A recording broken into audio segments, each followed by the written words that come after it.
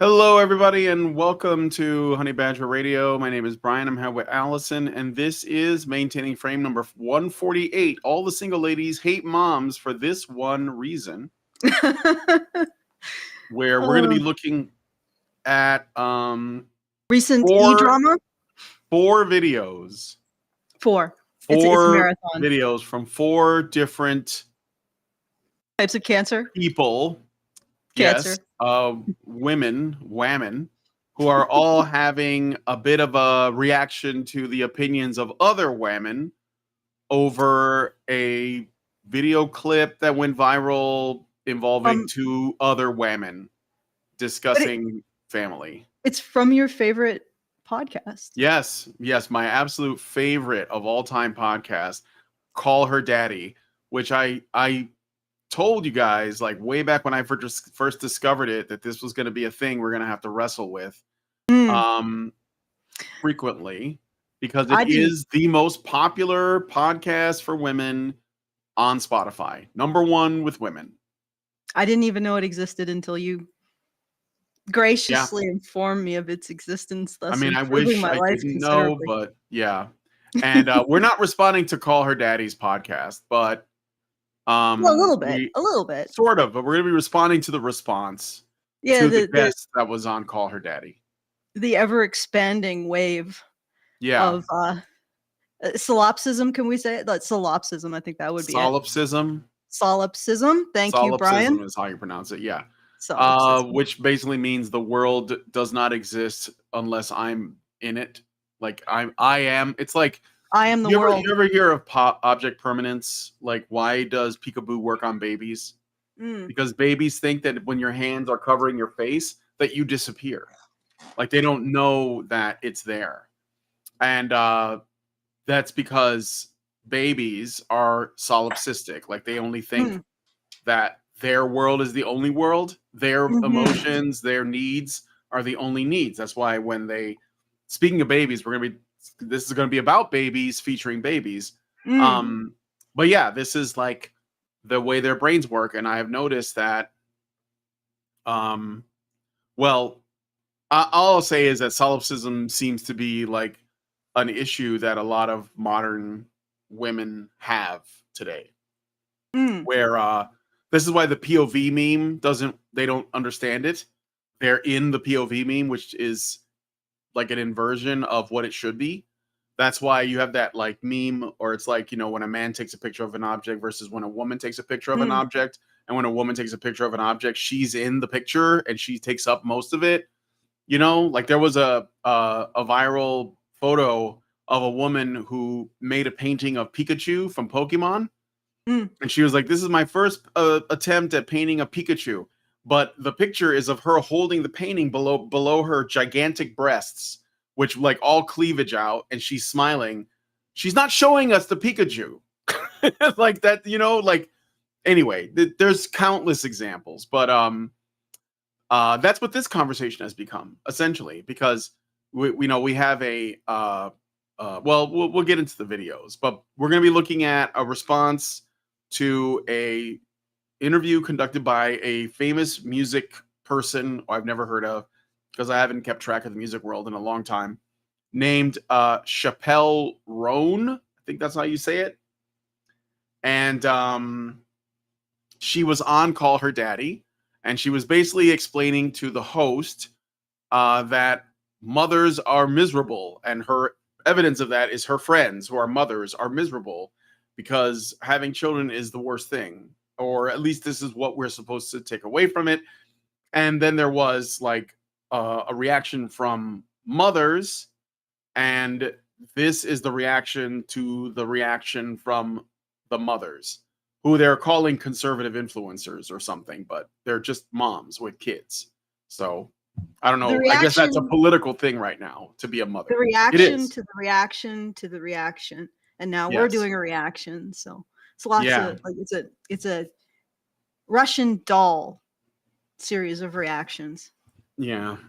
Yeah. So it eventually gets down to us. It eventually filters down to us at the hypothalamus of the human subconscious, collective subconscious.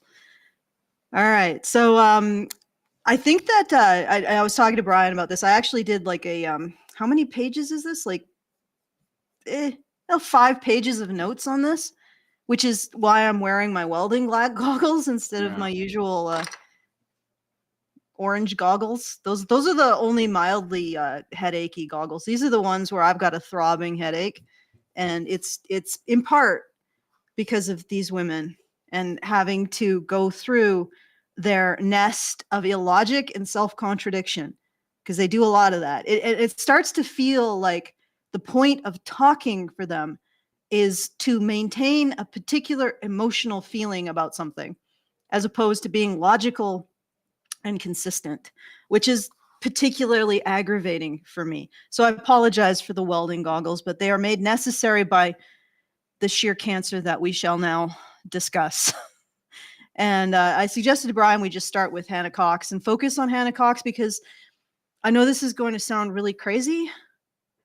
She is the one that most keeps to the topic and gives the most information about the topic. It's mostly just gathering up all the various thoughts. And yeah, so she actually is the one who is the, can I say the word rational in all of this? I mean, insofar this could be considered reason. I mean, if you're comparing her to the others, then yeah. I mean, she, at the very least, she's sort of explaining her opinion on the subject rather than going off on very bizarre tangents. But anyway, she keeps it concise, which could be an element of rationality if we're being generous. All right, so let's start. Oh, do you have to do some things first? Oh, yes, I do. I do have to do the things. We are doing our monthly fundraiser at feedthebadger.com/support. So please help us out if you enjoy this content. If you like these PSAs from the hypothalamus of the human subconscious, feedthebadger.com/support to make sure it keeps coming. And if you want to send us a message at any point throughout the show, you can do so at feedthebadger.com/justthetip. That's feedthebadger.com/justthetip. And that's we're pretty, I've sort of arranged it, and I'm hoping that we're going to hit our goal on the current monthly fundraiser. So the next fundraiser that is in the docket is for Brian's new rig. He's been using this one for 6 years now. So he needs 2019, yeah. So he needs something a little bit more modern to keep him starting to show its age. Running with the doges, the various doge herd in the doge kingdom. Yeah. You know what? Keeping that. I just want to make sure it can run Crisis. That's like a gamer joke. That's a gamer joke. That's okay. I think my phone can run Crisis now, but yeah. I'm not particularly a gamer. I know. I'm actually more of a art and writing nerd. So. Well, we could say like Photoshop 7. It can run Photoshop 7. Nothing can run Photoshop 7. Okay, but anyway, let's get into it. So just jump to the first time code. You want the context from Hannah Cox? Oh yeah, sure. Let's get the context. Let's just let her do the work for us. All right. I've been doing a hell of a lot of work. You do not want to piss off online. It's mothers. If there's one group of people you do not want to piss off online, it's mothers. But apparently no one told Chappell Roan that in her media training, and as is becoming a bit of the norm for her when it comes to major interviews, she super stepped in it last week. Chappell appeared on the Call Her Daddy podcast where she told host Alex Cooper this. All of my friends who have kids are in hell. I don't know anyone. I actually don't know anyone who's like happy and has children at this age. I have like a 1-year-old, like 3-year-old, 4 and under, 5 and under. I literally have not met anyone who's happy, anyone who has like light in their eyes, anyone who has slept. People who have never watched the Call Her Daddy show, people who have never heard of Chappell Roan have seen this clip. It went mega viral, and moms have been taking it uber personally and very in their feelings ever since. But all right, is there more to this? I mean, is this enough context?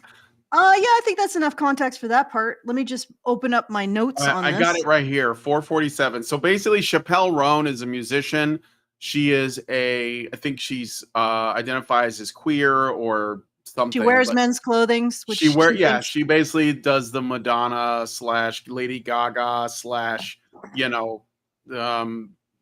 what was that actress that, like, basically she's doing the androgynous thing. Okay. I know who you're Annie talking Lennox, about. Annie Lennox, but there was an older actress who did it the too. old actress. It's on the tip of my tongue, but yeah, like a German woman or something, right? But Dietrich. No. Dietrich. Yes. Dietrich. Marlene Dietrich. Yes. Yeah. She essentially, there's always been in the celebrity space, women who are shattering norms and they just put on pants and then everybody acts like the world is on fire. Marlene Dietrich, yeah. And it's been going on for decades and decades, like probably 100 years or longer. But this is the latest version of that. But that's not really what this is about. It's not really about Chappell Roan's like fashion sense, of which is awful. She looks like a circus clown, in my opinion. But it's really her, she's like a queer lesbian musician and she wants to marry a girl at some point. And she was on the Call Her Daddy podcast, essentially saying that people with children are miserable, or at least everyone she knows. This is like anecdotal, but I don't think the statement exists in a vacuum. And mothers on the internet, I guess, saw it and they had words about it. They had thoughts. They had opinions. Well, right? I mean, because she's looking at it from the outside and they wanted to explain their perspective from the inside, at least some of them.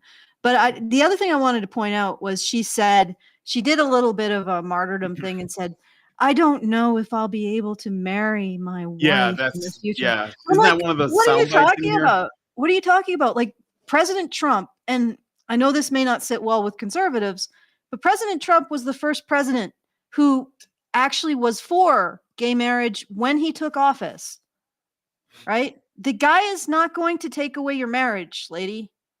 No, of course not. If we have to, and I mean, I wouldn't, because I'm part sort of not officially, I guess, part of the LGBTQ plus whatever.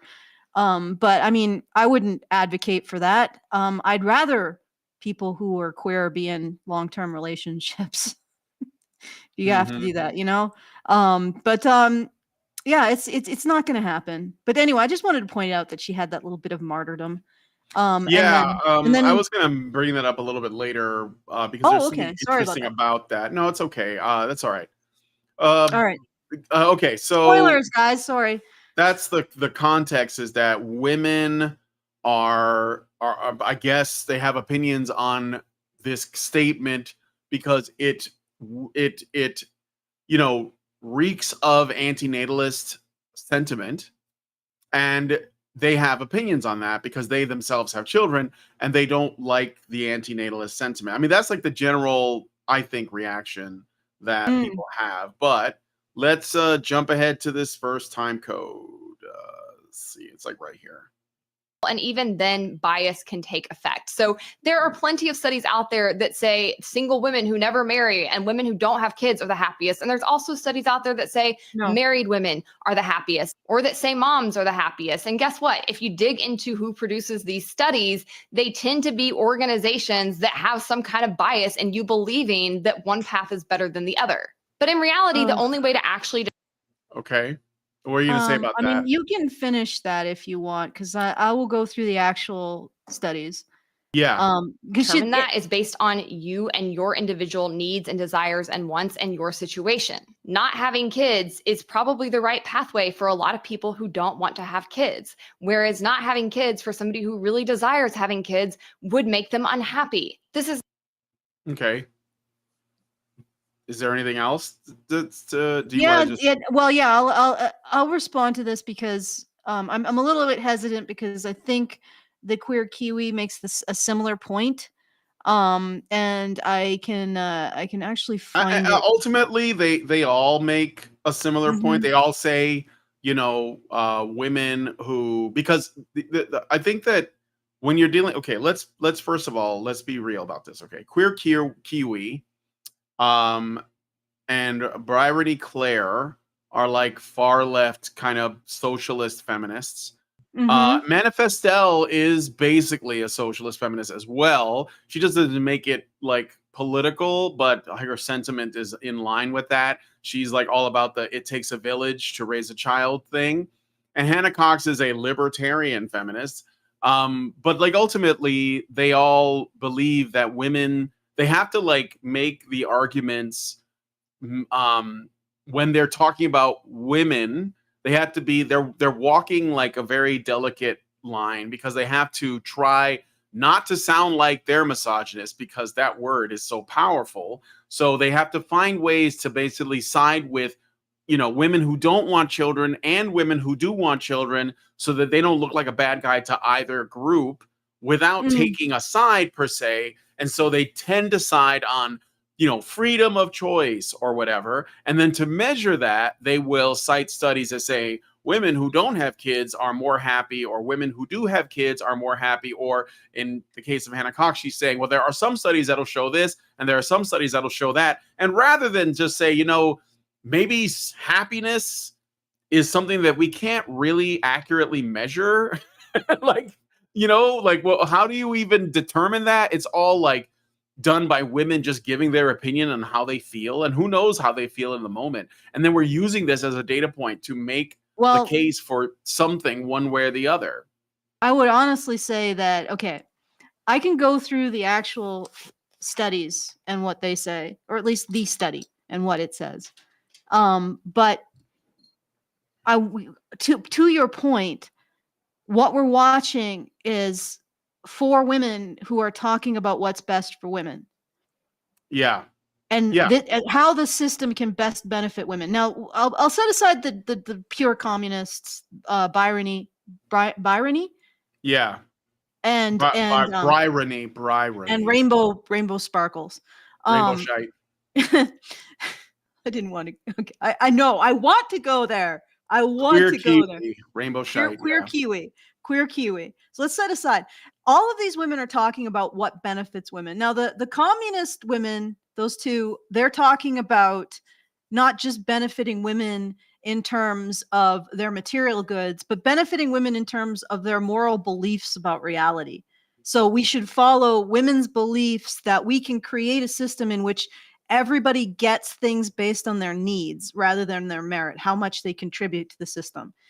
So a merit-based system is you get based on how much you contribute to the system. And then you have kind of an incentive structure that's capitalism, or that's capital, or money is probably a better way of putting it. And that's the incentive structure. So you contribute to the system and you get something out of it. Now, granted, this isn't a perfect system, especially when you involve government. Government can start picking winners and losers, and government always seems to pick big corporations as its winners. So, there is corruption in that system, but the basic element is that you put in, you get something for putting in something into the system. What they want to do is replace that with the system that provides based on people's needs. And that is I remember a while back I watched, what were they called? It's the comic book guys, Nerd Wonder, I think, or Nerdrotic, something like that. But they're big comic-based YouTubers, and the guy said that communism is a fairy tale for girls. Yes, and I was like, yes, that is the best way to put it. They want to create a system in which people get based on their needs, but who provides in that system? What is their incentive to provide for that system? If you don't grant people things based on how they benefit, how they provide, like how they contribute to the system, you're not going to end up having much to distribute. Like if you distribute to everyone based on the needs, then what is the incentive for anybody to go out there and get something based on their merit, based on their actions? And you see that this is a very sort of a feminine approach. So the two communists want the resources of society to go to their sort of self-righteous beliefs about how it should be arranged. And I'm not really sure if they would really want to sacrifice for that, but that's sort of where they're going. So in that sense, it's almost, but Hannah Cox, as a way of contrast, is only interested in how things benefit her. Mm-hmm. That's it. Hannah Cox or Manifestelle? And Manifestelle. I think Hannah Cox is also that way. She just believes that libertarianism. is a way for her as a woman to get the best like life. Yeah, but it's all four of these are essentially discussing how society can benefit them. It's why they don't really understand motherhood or parenthood at all. They just want. Yeah, go ahead. They just want the society to benefit them. Hannah Cox thinks that pure meritocracy benefits her most, probably because she thinks she's a massive boss babe. And Manifestelle thinks that being able to suck as much from a man as possible benefits her most, probably because she is not a boss babe. She's more of a social manipulator. And Bryrony and the Kiwi think that communism is how to get the most from the system. And none of these women stop and say, but what about the system? How do we maintain the system? Well, Bryrony and Queer Kiwi are both like gays, right? They're both like lesbians. So they don't want men, but they want the benefits of male provision. So they appeal to the system instead. Because they don't want, like, I think that, and this is what I believe anyway. I believe that Bryrony and Rainbow Shite they're LARPing as queer because they're more like political lesbians that don't want to deal with men or relationships, like they're antisocial or something. And so instead they advocate for a system, communism, so that they can get provisions from men at the point of a gun, which is the state. So that, because like women generally make appeals to the state. Like, point.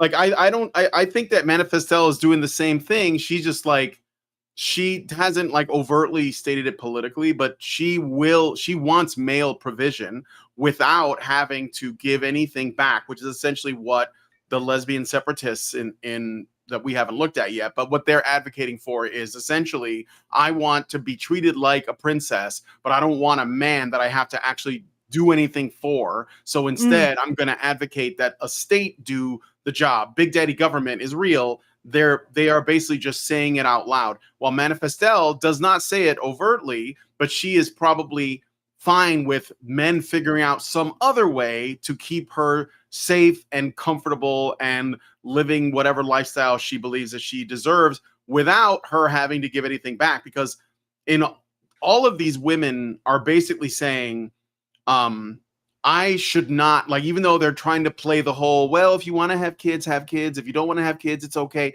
But all of them land on the, I do not want to have kids. And most importantly, I don't want to be judged for it, but I do expect to be taken care of mentality. So normally, in order for a society to work, you need people that run it. If women are not having kids, then you're not going to have people. Like, that's just what's going to happen. And the people who, and what you are ensuring, by the way, people like Hannah Cox and Manifestelle and those political lesbians, is that you are not going to reproduce, and the people who you hate are going to reproduce, and their kids are going to have those values, most likely. So you're just going to have to deal with more of those people. So you're not really, like, it's a cope. And there's another thing I want to get to a little bit later, but ultimately, I think that whether you're a libertarian feminist, a rad femme, lesbian separatist, or just like a, female dating strategy, like hustle bunny or whatever you want to call it, girl boss, at the end of the day, they're all chasing the same bag, which is men's productivity. And there's one way is that Hannah Cox basically does the whole, like, I'm only going to, give attention to the top men because they're going to have the best chance of providing. And so I'm going to support things like free markets as long as that serves me, while I'm also going to shame men that don't participate at, it's not even men that don't want to participate at all. It's men that don't participate at a sufficient level. Those men deserve to fail and, are scorned. And meanwhile, women who are struggling, well, they need like every advantage possible because they've been oppressed throughout history, which, by the way, Hannah Cox does mention in this video that women have been historically oppressed. So she's just a feminist, like I've been saying since the beginning. Meanwhile, Manifestelle says, well, she wants the same thing. She wants the benefits. And the other two, Bryrony and Rainbow Shite, they're just like, we're communists, so we think the government should do all of this stuff. And by the way, all of that is essentially men doing all this stuff for them. So, yeah. So to add to that, actually, I lost my train of thought. I apologize, I'm sorry. guys. I know it's also the cat. The cat is being very distracting right now. So they don't actually want to invest anything. They don't want to make any effort on their part to maintain the system at all. They don't want to take the jobs that maintain the system. They don't want to have to give birth to the children that will create the future, which is really interesting because if they don't, they're going to have a pretty rough old age. Like if they don't encourage it, they're going to have a pretty rough old age. But let's listen to a bit more of Hannah Cox. Yeah, so the next I'll bring up my rebuttal when we get to I think it was actually Bryrony Claire who talked about EV magazine and all the studies. Yeah, so let's just and make it live on this earth. But nevertheless, it seems as though the targets for this outrage clickbait were hit, and boy, did they respond. I'm a mom of I want to stop here. Okay, everybody, pause a moment.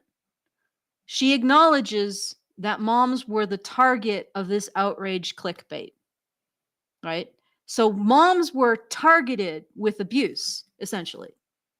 And I just want everybody to remember that she said this, that moms were targeted with abuse by this individual. And I mean, because what else is clickbait rage but an abusive statement, right? That's intended to get your dander up. And of course it is. Like what this woman said was a condemnation of their life choice. And it's a condemnation from a particular viewpoint that everything has to revolve around women's comfort and needs, and women can't extend themselves to sacrifice those things in order to do something that's fulfilling on another level. So essentially this woman believes that women's level of actualization, Maslow's hierarchy of needs, that women's level of actualization maxes out at physical comfort, safety, and socialization. So there's no level above that. There's no self-actualization. There's no the development of an identity through virtues and ethics. It's all just women's comfort, women's safety, and socialization. That's it. Those are the only moral levels that women ever attain. So let's keep going. Yep. Okay.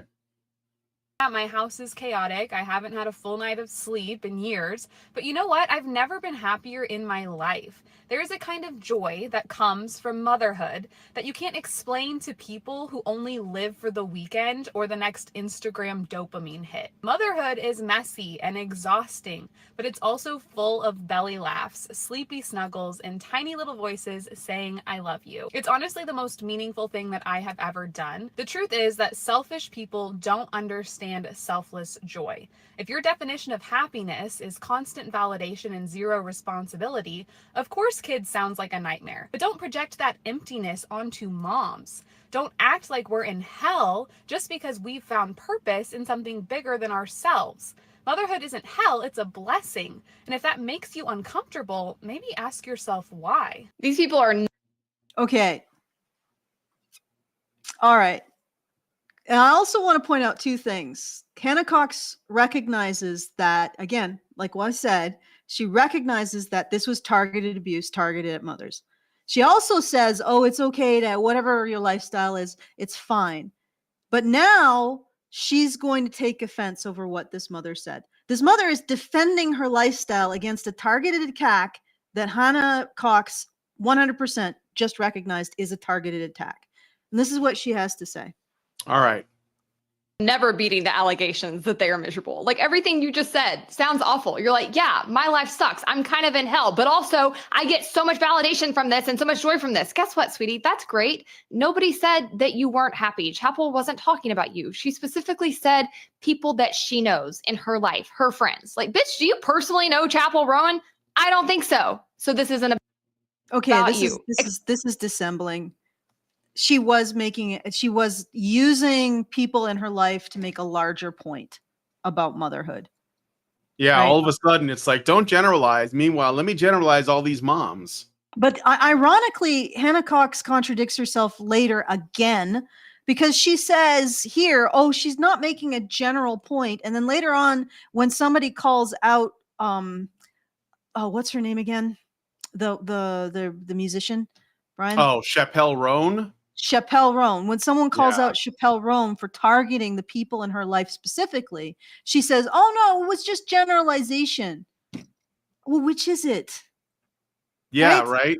It is a generalization. So she just, like I said, it's like there's no logical consistency to this woman's thinking.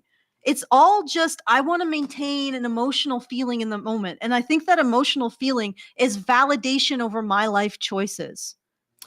Yeah, but the mom did not claim that she wanted to be validated. She literally said that maybe I'm saying that's Hannah Cox. Oh, I know, but I'm also pointing that Hannah Cox. Okay, Hannah Cox says that sounds horrible what you're experiencing.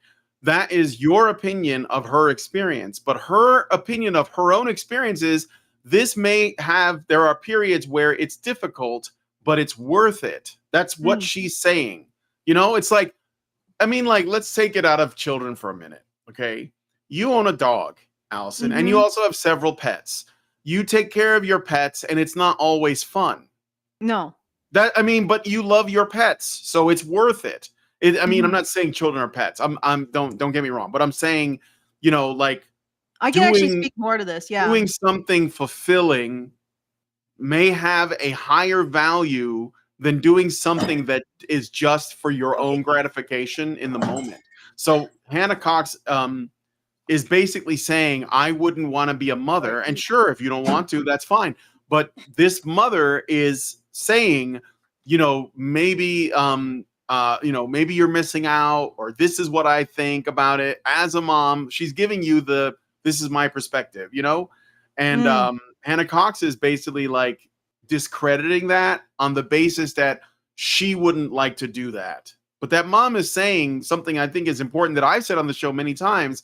You know, maybe you're not here on this earth to be happy. Maybe you're here to be useful. And maybe if you're not serving something, then you're not going to be happy. Like it's like an inevitability. It's like we're living in a very materialistic time.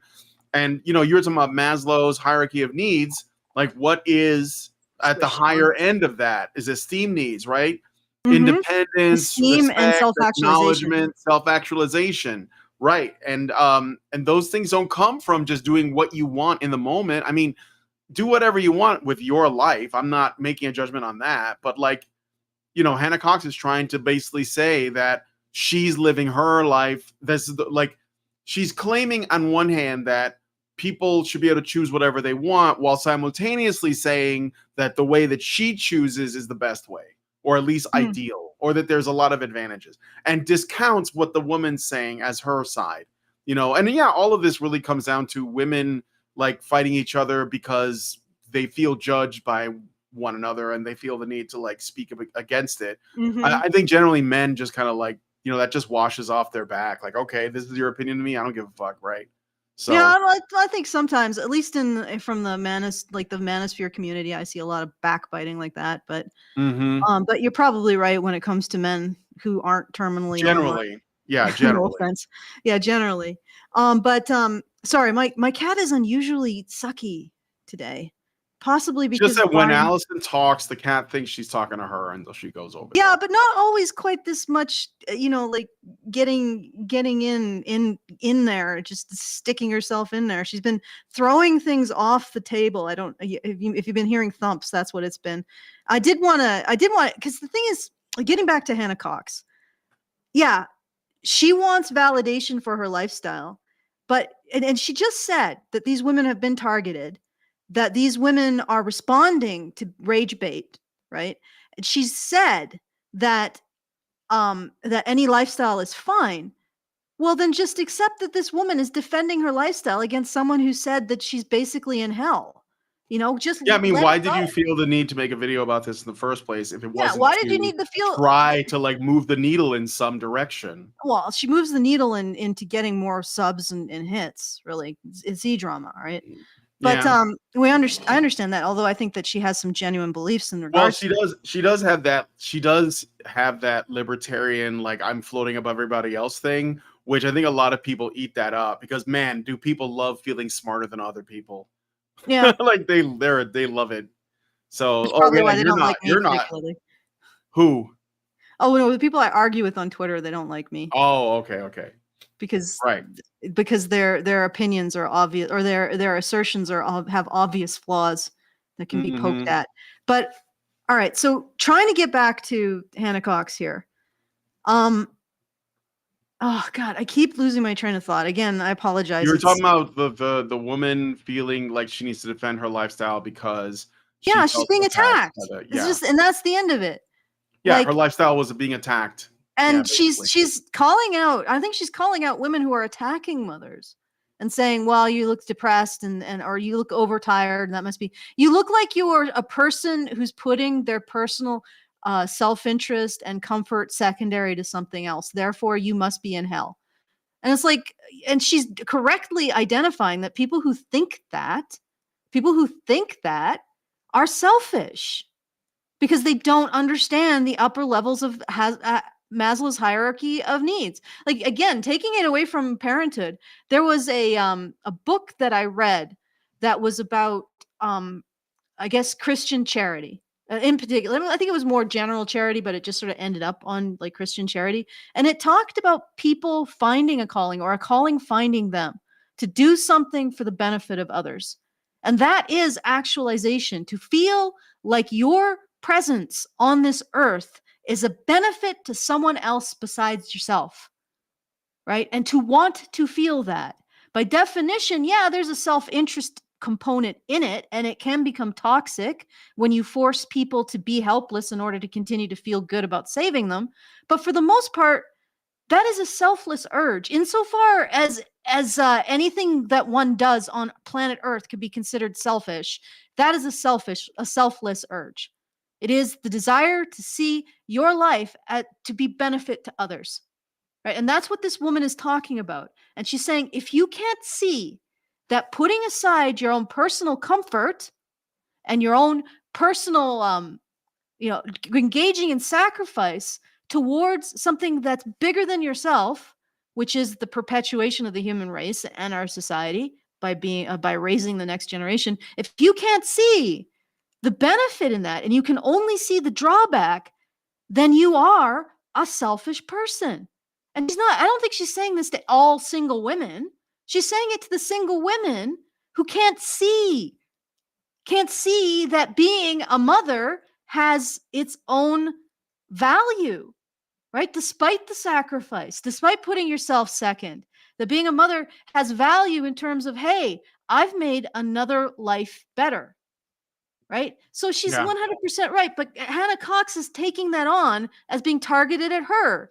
And that is really interesting because she says, well, why do you feel so targeted by this clickbait rage that I specifically said was targeted at you? And it's like, well, why do you feel targeted, Hannah? She's very specific. That mom is saying this in a specific context. She's talking about women who do not understand that there can be fulfillment even with sacrifice. Yeah, and the funny thing is that clip, the mother in that, she's very reasonable. Like, she's not saying anything crazy. She's not angry. She's not yelling. She's just saying, like, yes, motherhood is difficult. She didn't make the claim that it's the most difficult job on the planet or anything like that. She probably has a husband who is involved and helps. But it doesn't matter. It's still like, it is work. I mean, that's okay. Like, I'm sorry. Like, what have women done since time immemorial? Since the beginning. Yeah. What have women done since the beginning? Had babies under far worse conditions. Do you think they were complaining all the time? Probably sometimes, yeah. But like, they got through it. It was just like life. It's weird because, like, if you took away all of our technological advances, all of our comforts, everything that we have built across generations, the one thing that will be left that women could do, that the only thing that women do that men can't do, is give birth. And that's the one thing that they're being discouraged from doing. Isn't that weird? It's like the one thing that we're discouraged. Well, a lot of people, I think the Call Her Daddy podcast is likely government funded. And it is intended to radicalize women. That's why Zoomer women are like super like communist socialist in their mindset. And well, I'll get into that a little bit later because there was something. Yeah, we're definitely going. This is gonna be like a 3-hour video.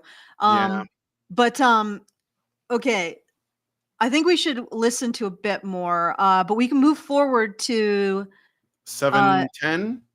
Yes. Are we only at 6:50?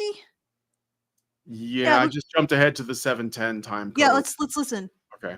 Nothing about what you just said makes you sound unselfish. If you want to have kids and they bring you joy and they spark light in your life and it's worth all the sacrifice for you, that's great. But that doesn't make you an unselfish person. In fact, it means you reproduced an image of yourself because you love yourself so much you wanted to give yourself that gift.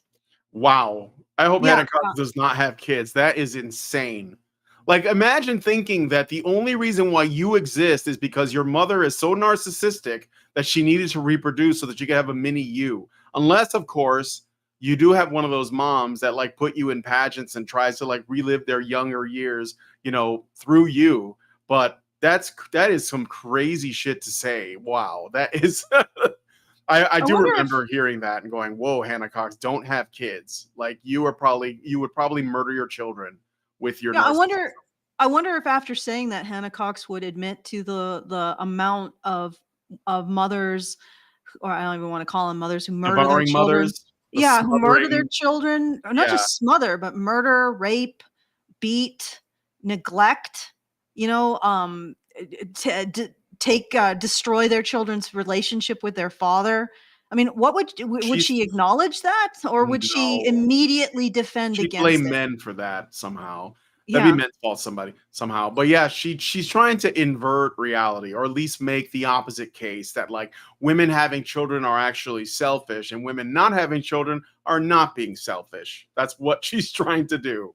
Yeah, and these are her genuine opinions. These are her genuine opinions. Like she said, every lifestyle is fine.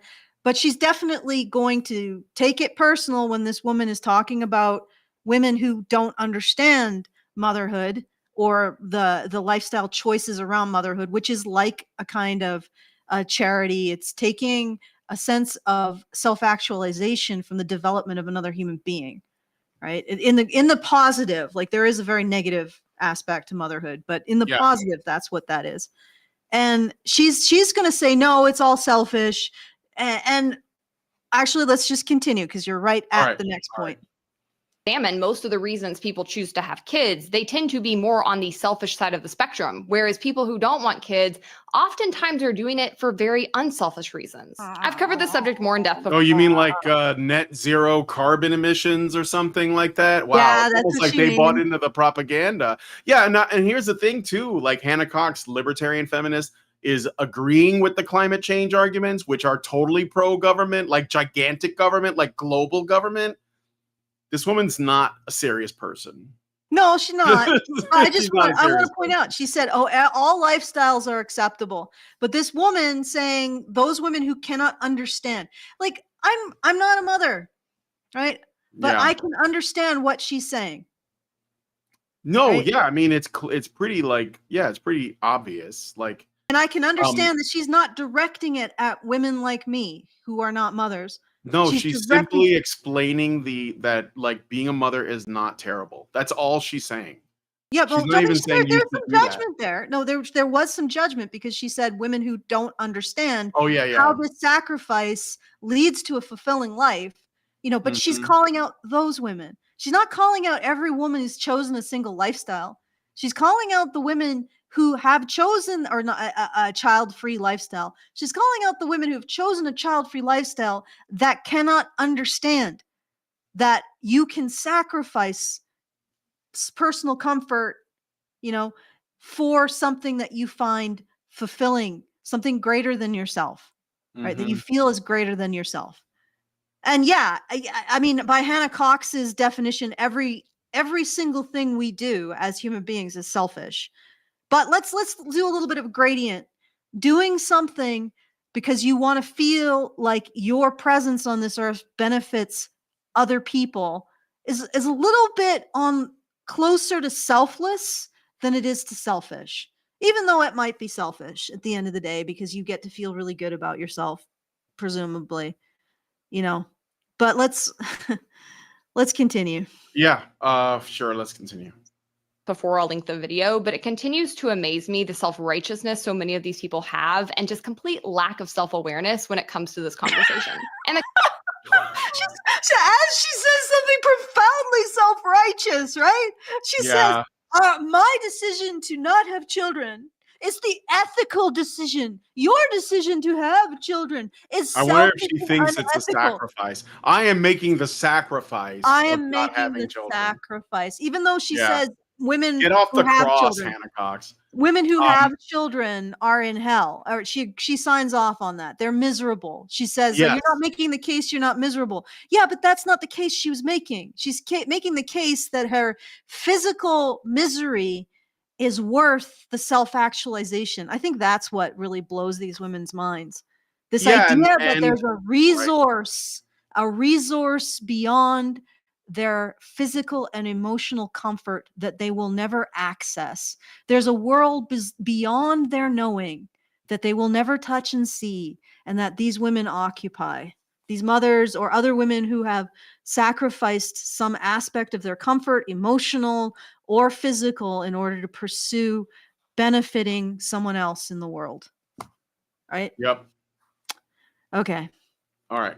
And it isn't betraying you for them to generically say, hey, I've noticed that most of the people I know who have kids are not happy. Their lives don't look like how I would want mine to look. It's like women who complain.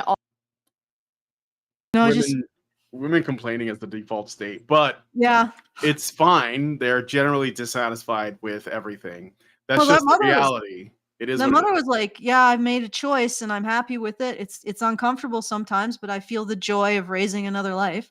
You know? Yeah, I mean, like, you know, without too much of a digression, like this Saturday night was Pascha, the Pascha celebration, which is like Orthodox Easter, and it starts really late, like 11:30 at night, and it goes until like 3 in the morning. And Lindsay and I were there, and everybody that was there, and most of the people who are at church are families with lots of kids, because those people are having kids. And so you have these little ones running around, crying, making, yelling at each other and stuff, like after everything's over, because they fell asleep for most of it. And then they woke up at the end when the food was put out, because the fasting was being broken. So everybody's feasting and we're having all this food and stuff.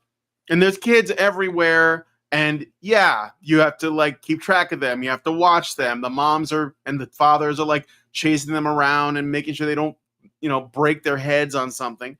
But you can tell that they love their children to death.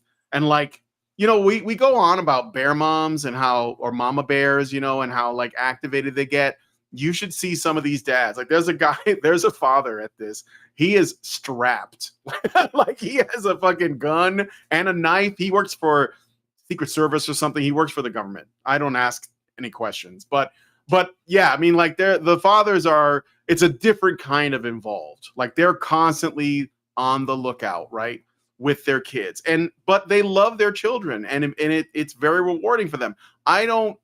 I couldn't explain it because obviously I don't have kids, but I always wanted them. I just can't have them now because of cancer. But it's enviable. I mean, like I know that it wouldn't be easy, but I wouldn't try to justify it by saying something like, oh, I'm happier because of XYZ, or I think that my life is better because of I don't know. I just don't get that, and I can see it. I can see that you can be at once exhausted, but also absolutely like thrilled. And they are. That's what I see around me every day. Lots of people have kids here. So this is not weird, and I don't know. I think that this sentiment, this anti-family thing, it only comes from women. Like men who are like MGTOW, they don't actually advocate against family. Like I don't see that from Better Bachelor. I don't see that from I mean, maybe there are people out there that are, but I've never seen it. I don't see it from men. I don't see it from MGTOW. I don't see it from, PUAs. I think that generally men are pro family, pro marriage, all that. Even if they're red pill guys. I mean, they're not pro marriage because of the system, but they're pro like people having kids and stuff, right? They want to fix the system at least. So, but anyway. Okay, well, I had a few things to add to this. First of all, there's a context for her to say this. Somebody pointed out, like there was a woman on this who said, this is why you don't talk to your single female friends, because they betray you by airing your laundry in public. And then, of course, Hannah Cox pivots from saying that, bitch, do you personally know Chappell Roan? I don't think so. This isn't about you. And then she pivots to it isn't about betraying you for them to generically say, hey, I've noticed. So on the one hand, these mothers can't call this out because it's specifically targeted at Chappell Roan's friends. But on the other, it's generic. Yeah. When there is the criticism that this is specifically targeted at Rowan's friends. So which is it? Is it generic or is it specific? I think it's both. I think she's specifically airing out the dirty laundry of her friend in order to target parents generally. So both criticisms apply. But Hannah Cox is trying to make it so that neither do, because it's general when these parents want to call out Rowan for betraying her friend's trust, and it's specific when these parents want to call out Rowan for condemning all women or all mothers. So I just wanted to point that out. It's typical Hannah Cox doublethink, wants it both ways. Yeah.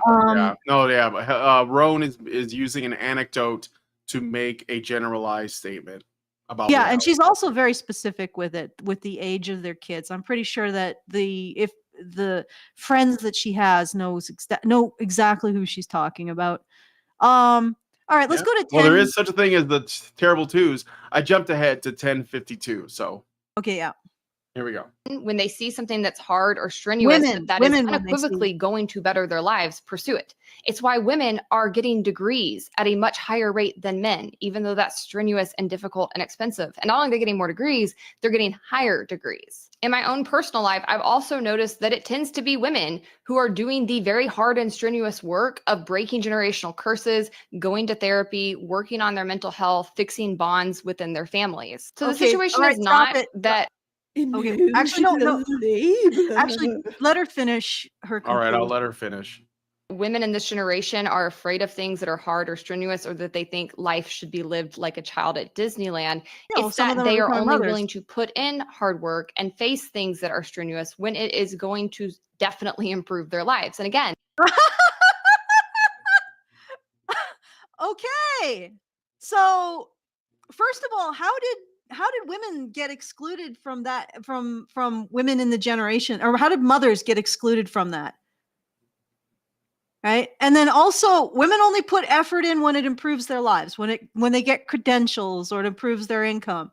Yeah, you're not really disproving that woman's observation that if you don't understand self-sacrifice in order to develop or to benefit others, to see yourself in the world in terms of benefiting others, that you are a selfish, see you next.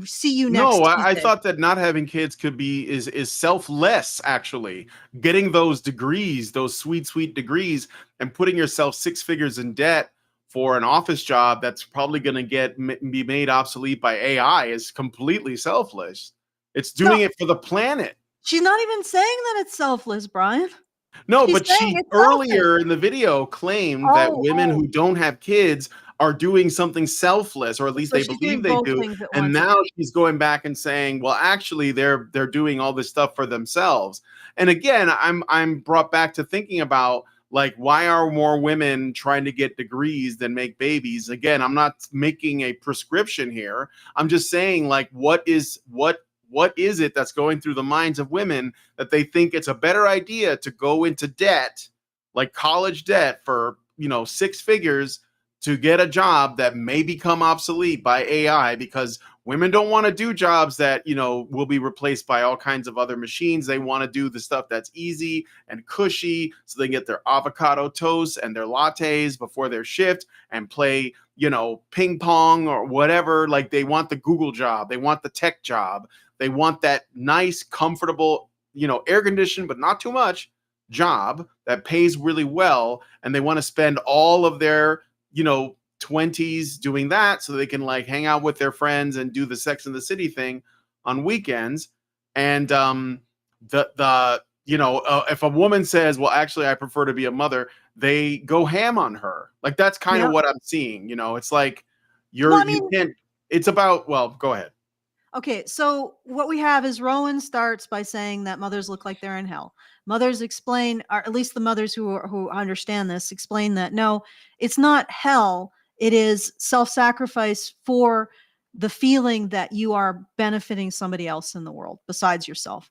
And then Hannah says, oh, well, you make these selfish choices to become mothers. And it's actually selfless for me to make the choice not to do that sacrifice for the benefit of others, but to say, hey, I'm actually sacrificing for the benefit of others by not having children, not doing this kind of personal self-sacrifice to develop another human being. I'm doing it, net zero this, but also I don't want to do anything in which I have to sacrifice if it doesn't directly benefit my life.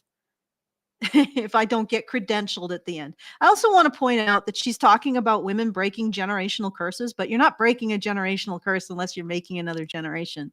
Yeah, I know, right? I mean, you are breaking a generational curse by ending a generation. By ending your line.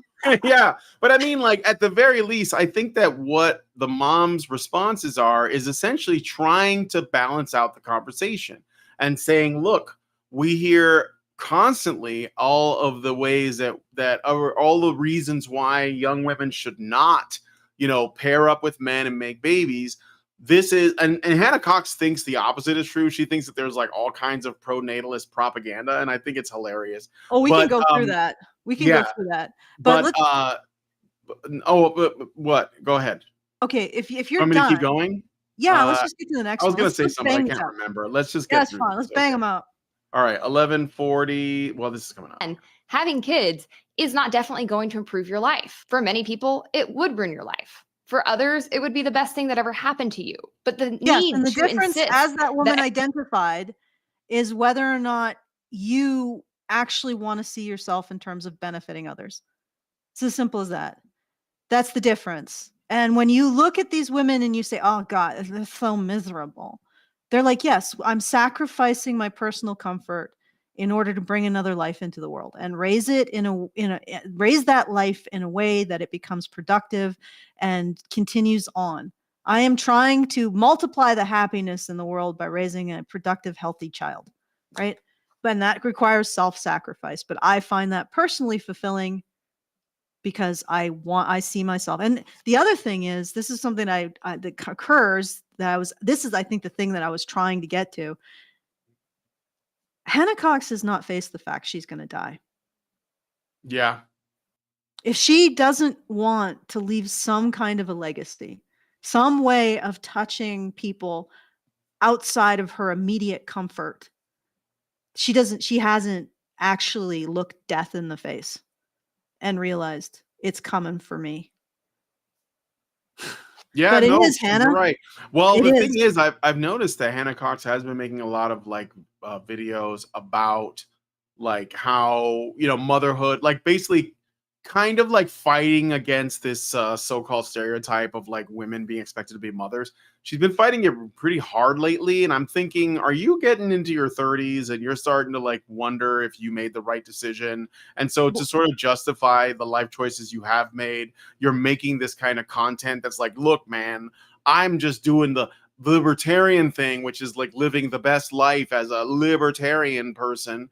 And I'm going to use like I'm not going to think, oh, maybe I should have done something different. And I would say there's another thing too, is that, not every woman is fit to be a mother, but I think that a lot of women were a lot more in previous generations and are now. And so you got to ask yourself, why is that? Because I would concede, and I don't think it's hard to say, that probably there was a time where the majority of women could have been, would have been better mothers, or more fitting as mothers, more ready to be mothers, more prepared to be mothers by their own mothers or their extended family or the community or whatever. I know that these things exist, and it wasn't even that long ago, because I remember, my sister was like essentially learning about womanhood from the extended family, from my grandma, from my aunts, and that's gone. Like, I don't think that that's really a thing. At least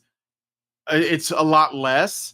So you have to wonder, what is it that changed? How did our culture change so that we have essentially trained women to go against their own, never mind like sort of like a religiously prescribed way of living, like their biology, their biological nature, which is to have kids. Like, we're encouraging them to kill their children and to live single, to be single and party and act like men and try to embody all the things that they imagine men embody and enjoy, even though that's also not true, because men are not the simple creatures that these people make them out to be.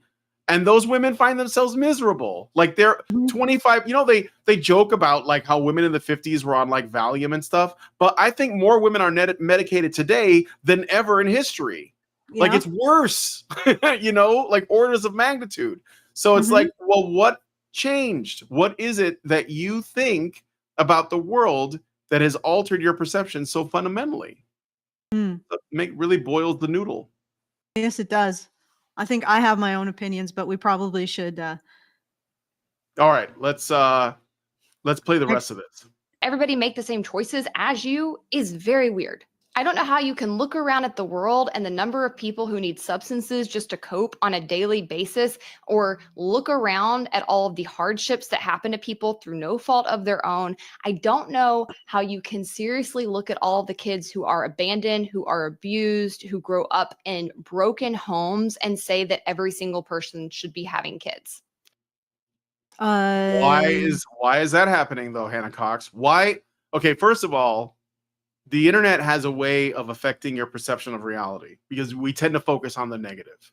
This is why I don't trust like studies that measure happiness, because if you ask someone to tell you what they're happy about, they generally don't have a lot to say. But if you ask someone what it is they're unhappy about, they have a laundry list of things, because we generally measure our reality by our dissatisfaction. And I think women more so, because they're in a more vulnerable position, so they tend to operate in a negative framework of everything.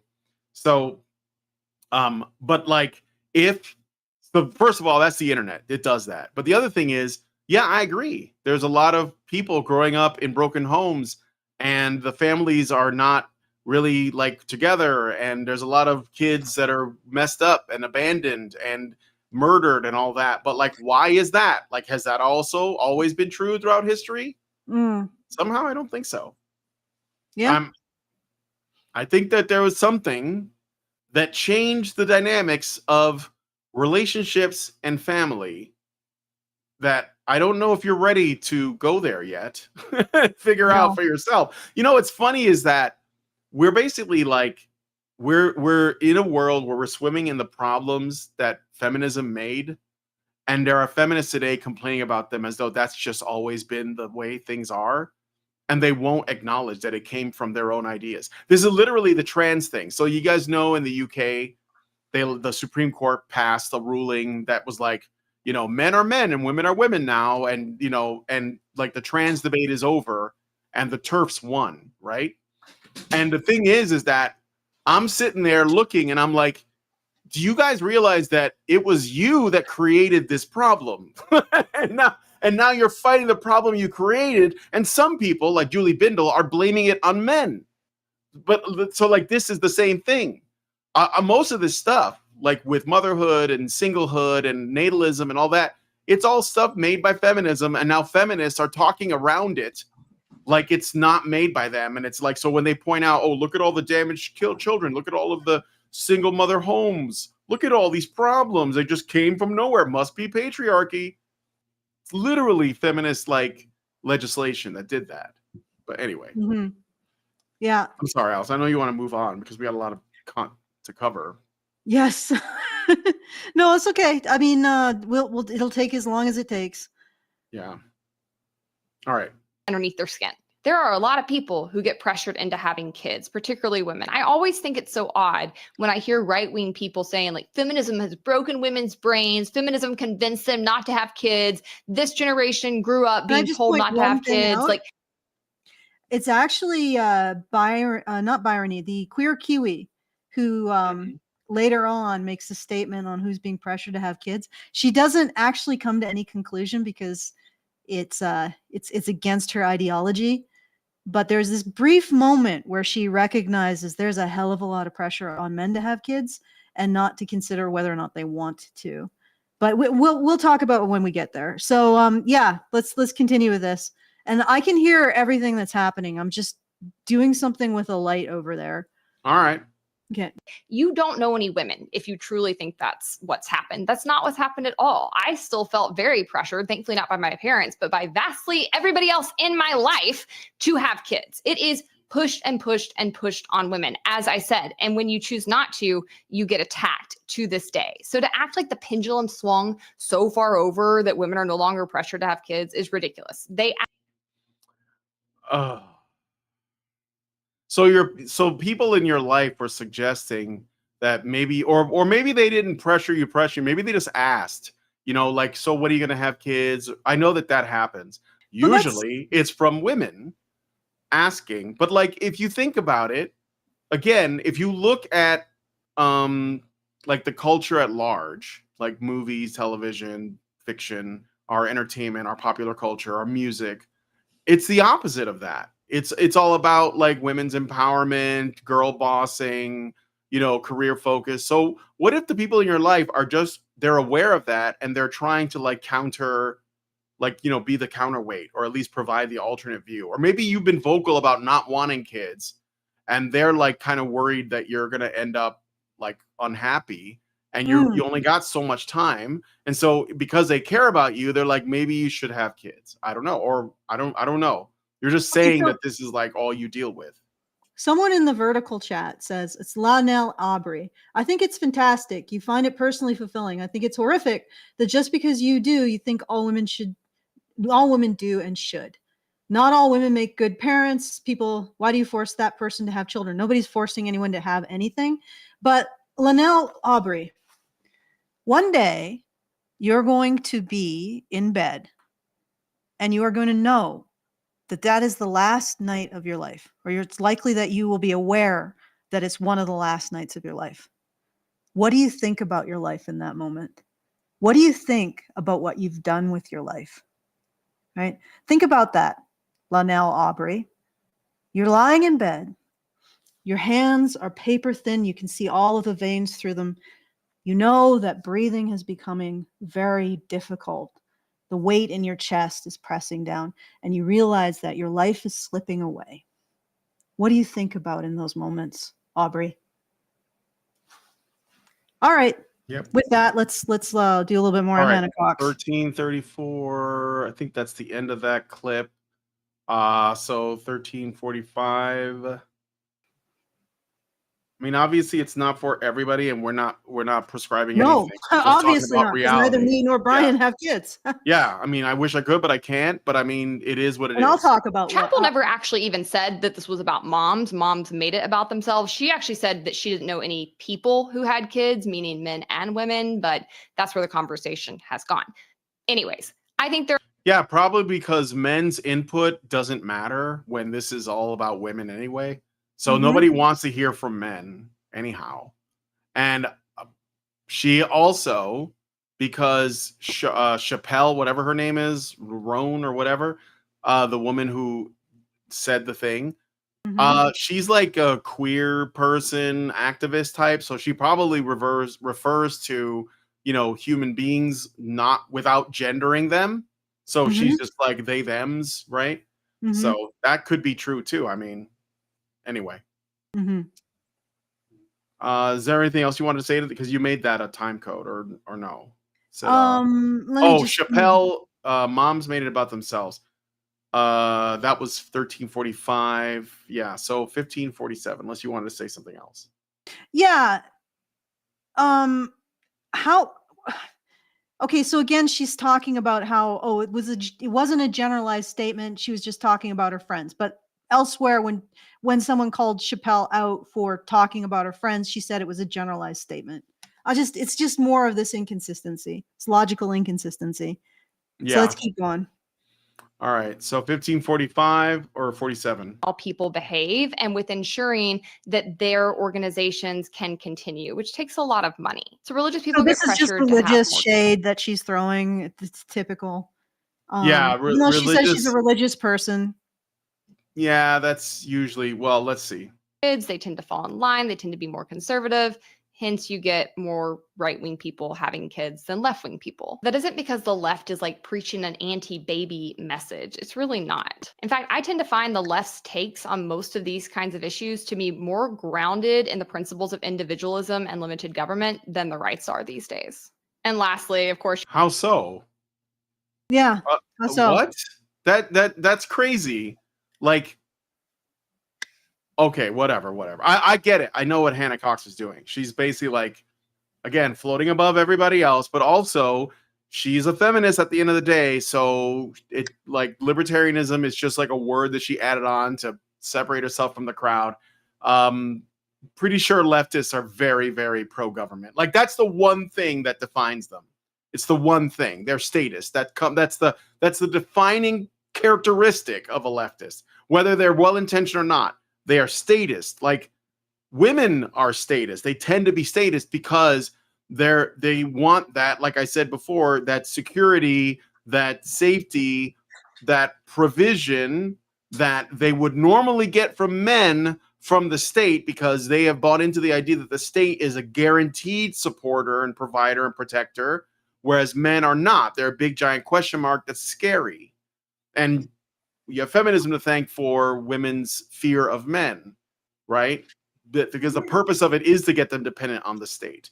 So anyway, she's out of touch. Yeah, for sure. You have the mouth breathing man. He says, feminism is something unhappy women invented to sabotage happy women. Like, are you well? Feminism came about because women were oppressed throughout all of history and they finally had enough. And thanks to technology and thanks to Western civilization, they were finally able to organize and throw off the chains of oppression. Feminism. Well, wait a second.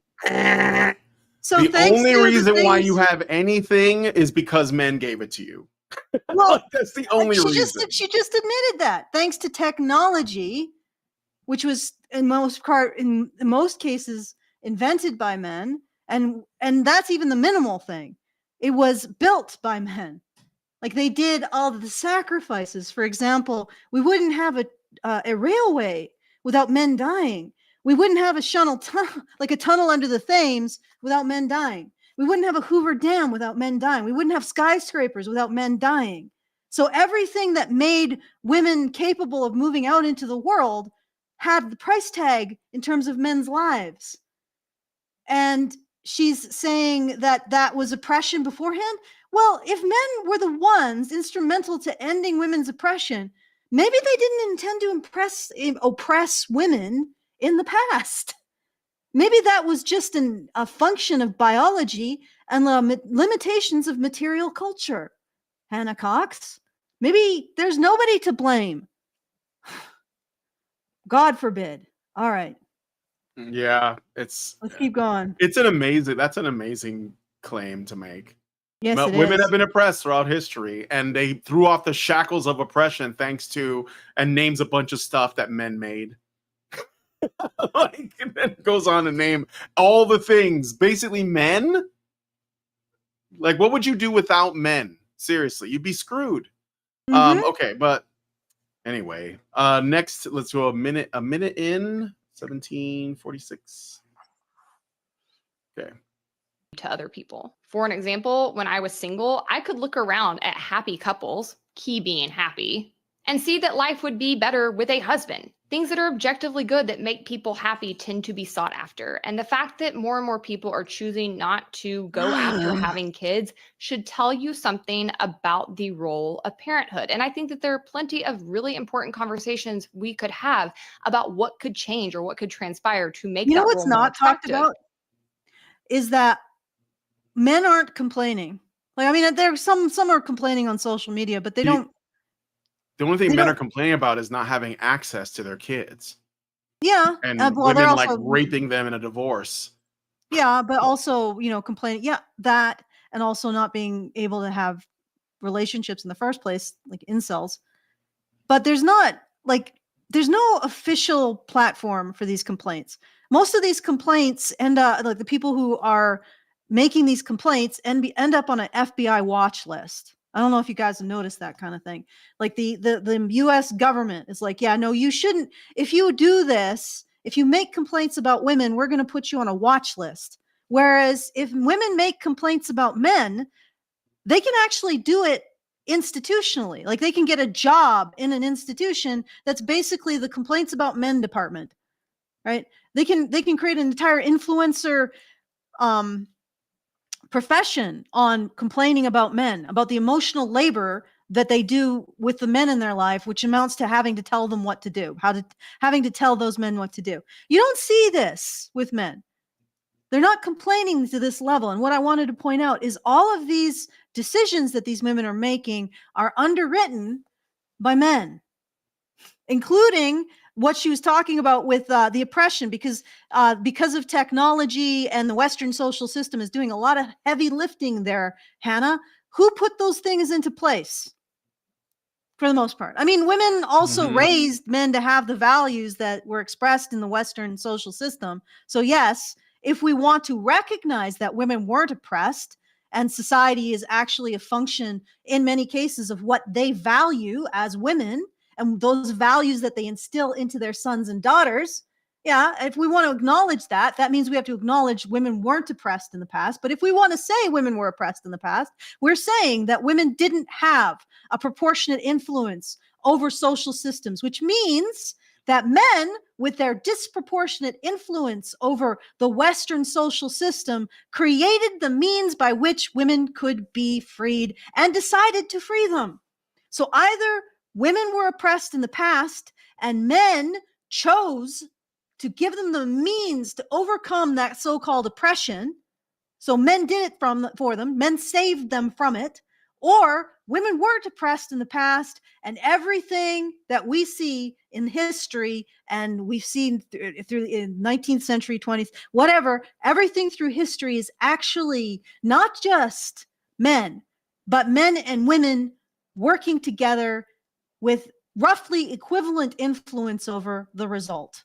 So women are oppressed and men saved them, or women aren't oppressed and the women's rights are an expression of men and women working together. Choose one, because it can't be both. All right. Yeah. Subscribe to my channel, and don't forget to hit the notification bell while you're there. Ultimately, I think the reason that these people had the kind of reaction that they did to this is that they simply are not happy that what Chappell said hit a sore spot for them and exposed a truth that they have been trying to conceal. Okay, again. Who hurt you? Again. To the women. Again, yeah. I bring you back to listen. Okay, so there's plenty of stuff. This is Hannah Cox. This is Hannah Cox.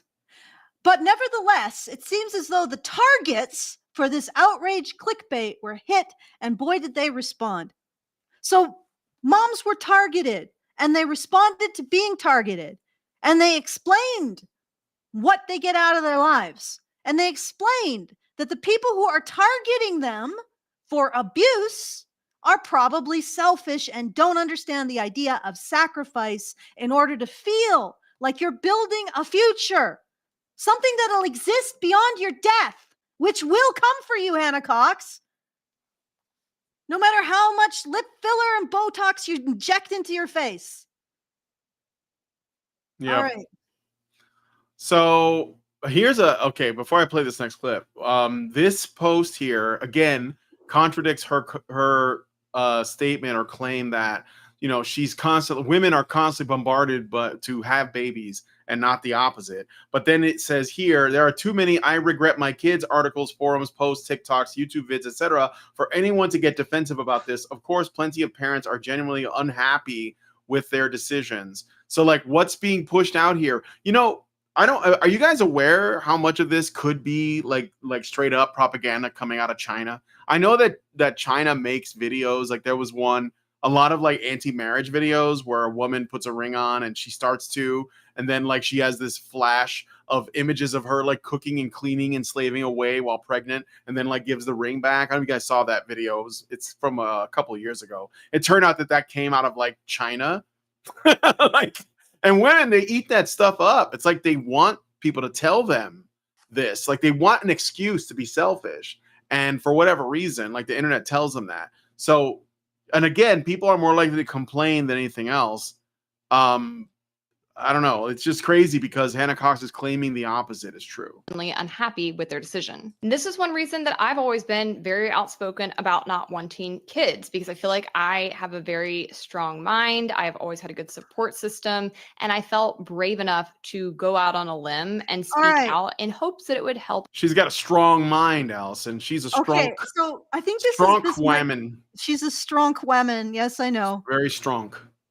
Okay, so I'm just going to double check to make sure that this is the final time code. This is the last time code, yeah. All right. Okay, no, let her play it out. Let her play it out. Okay. Like there's only a couple more sentences to this time code. So. Other women, or show them that there are alternative pathways you can pick. But I think. Okay, that's the extent of that clip. All right, so let me give a summation of this situation and Hannah Cox's response to it. So this individual, what is her name again? Chappell Roan. Chappell Roan, yes. Chappell Roan. God, I hate it when they do weird spellings. Chappell Roan. Oh, I'm sorry. I've been fiddling with the lights because I got a freaking migraine coming back. Chappell Roan essentially says, she puts mothers on blast. I don't understand why you do that, what you do, or whatever. You look like you're in hell. You look like you're utterly miserable. You know, whatever, right? Hannah Cox recognizes, what does she say again? But nevertheless, it seems as though the targets for this outrage clickbait were hit. So this is intended to be outrageous, right? This is intended to be abusive. It's intended to cause discomfort in its target audience. The target audience responds. The clip that Hannah Cox chooses is a woman who basically says, I am a mother. I make these personal sacrifices because I get a sense of personal fulfillment for, you know, seeing the development of another life, for seeing myself in terms of benefiting another entity or another creature. And people who don't understand that are selfish. Hannah Cox takes that all on and says, you're saying that all single women are selfish. And even though I've said that every lifestyle is fine, I am now going to go on a 20-minute screed that is going to describe moms as being selfish, as myself as being selfless because I am preventing the destruction of the earth by not having a child, even though I apparently think that having a child is misery. So I am sacrificing my misery for the Mother Earth. Give me accolades, right? She's going to call mothers weak-minded. She's going to talk about all of this pressure that she's resisted, guys. She's resisted this tremendous pressure in her life to have children. And incidentally, she said it didn't come from her parents. So where the hell did it come from? Did it come from her partner? I think that we would hear more about it if we did. Did it come from her friends? I don't think it came from, like, are you going to have children? That's not pressure, right? So where is this pressure really coming from? I think it's coming from her own self-conscious conflict. And women do this all the time, from what I see. Something internal is conflicting inside them and they project it on the external. But she's going to reframe this as, no, I've got a stronger mind than mothers. Mothers are just weak-willed. And I didn't, and they're also religiously brainwashed. right? So she's going to go through step by step by step how she is superior to mothers in response to a mother simply saying, anyone who doesn't understand this is a selfish person, which is 100% right. She wasn't saying every single woman or every woman without children is selfish. She's saying those who do not understand self-sacrifice in order to benefit another entity that is not you, it can be a source of fulfillment, are terminally selfish, right? And that's fine if you want to be that way, but obviously Hannah Cox doesn't like it because this is an entire screed against that. And did I sum this up properly? Yeah. And also there's some typical Hannah Cox self-contradiction. Apparently Chappell Roan was specifically targeting her friend when she's defending against these mothers saying that Chappell Roan were targeting all mothers, but not specifically targeting her friend when she's defending against Chappell Roan actually betraying her friend by throwing her public laundry into the spotlight, right? So we got some nice contradictions in there. The typical, the patented Hannah Cox, I don't know my own mind contradictions. And also the complete lack of understanding that, yeah, you're going to die. How do you deal with that? Right? These women recognize that, and maybe they are producing the next generation, and that's not a bad thing because Hannah Cox, you're going to need somebody to clean the sewers when you're pooping in diapers, like, yeah. But the other thing is I did want to speak to what you said about pets. I understand what this woman is talking about, right? Maybe I didn't understand it 5 years ago, but I understand it. And I know that having a puppy isn't the same as a kid, but when I had my pup, when we got our Scipio, who's like a full grown German Shepherd now, he was a very small little puppy. And like all puppies, he took a dump everywhere, right? And so 4 or 5 times a day, I would be picking up shit and depositing it in the toilet and flushing it, right? Because he couldn't help himself, or cleaning up pee. But what was interesting to me, and this is something that really surprised me because I was worried about getting a puppy. I was like, oh God, it's going to be such a pain in the ass. All the crap you're going to have to do to take care of it. It's going to just be like, it's going to consume your life. What astounded me is after you bond with this little life, and puppies, I've read, actually give off some of the similar pheromones as like babies. It isn't. You don't feel resentment. Yeah, you're exhausted and it's disgusting. And it's an imposition on your personal, hygiene and comfort, but you don't feel resentment because you're taking care of something that relies on you. And there's an amazing feeling in that. There is a satisfaction that, yeah, I don't think Hannah Cox knows. And I think that if any of those women who were calling out those mothers for looking exhausted and miserable actually had that experience, and it's not even with the kid, it's with the puppy, right? If you had that experience, you'd understand it. So she's absolutely right. When you have that experience of taking some care of something that's wholly reliant on you, is absolutely vulnerable to you, often you don't feel resentment in taking care of it. It almost feels like it was really weird. It felt like it wasn't at all an imposition. I don't know how to describe it. No, that's right. Have you ever seen those videos? And they're all over the internet. Lindsay loves these videos. They're like, a man, usually it's a man finds like a stray animal in dire need and rescues them, and then takes it to a vet, or they go somewhere and they nurse it all the way back to health, and they show you the process. Like there was one we watched yesterday of a coyote that was caught in a trap, and this guy gets the coyote out, and it's got an injured knee or a leg or whatever, and he takes it to the vet, and they show the whole process of him healing it, and then he takes it home and he trains it and, takes care of it and feeds it, and they show you all of that. And he's obviously got other animals. So they show, clips of the coyote playing with his dog and stuff. Mm-hmm. And then it's like fully grown and like lives with him. And that's, So like, yeah, all of that was a lot of work. All of that was a Mhm. lot of, you know, probably late days, and all of it was it wasn't like his job. Like, I guess he happened to, like, you know, decide to record it, like make a record of it on video, but it's not like he was doing it for money. It's not like a Mhm. career he's chasing. It was just like, I want to help this. And it could be anything. Like there are videos of, like, you know, there was a video of a shark that ended up on a beach, and this group of dudes, they all put the shark back out in the ocean. Like, it was like a Mhm. great white or a nurse shark or something.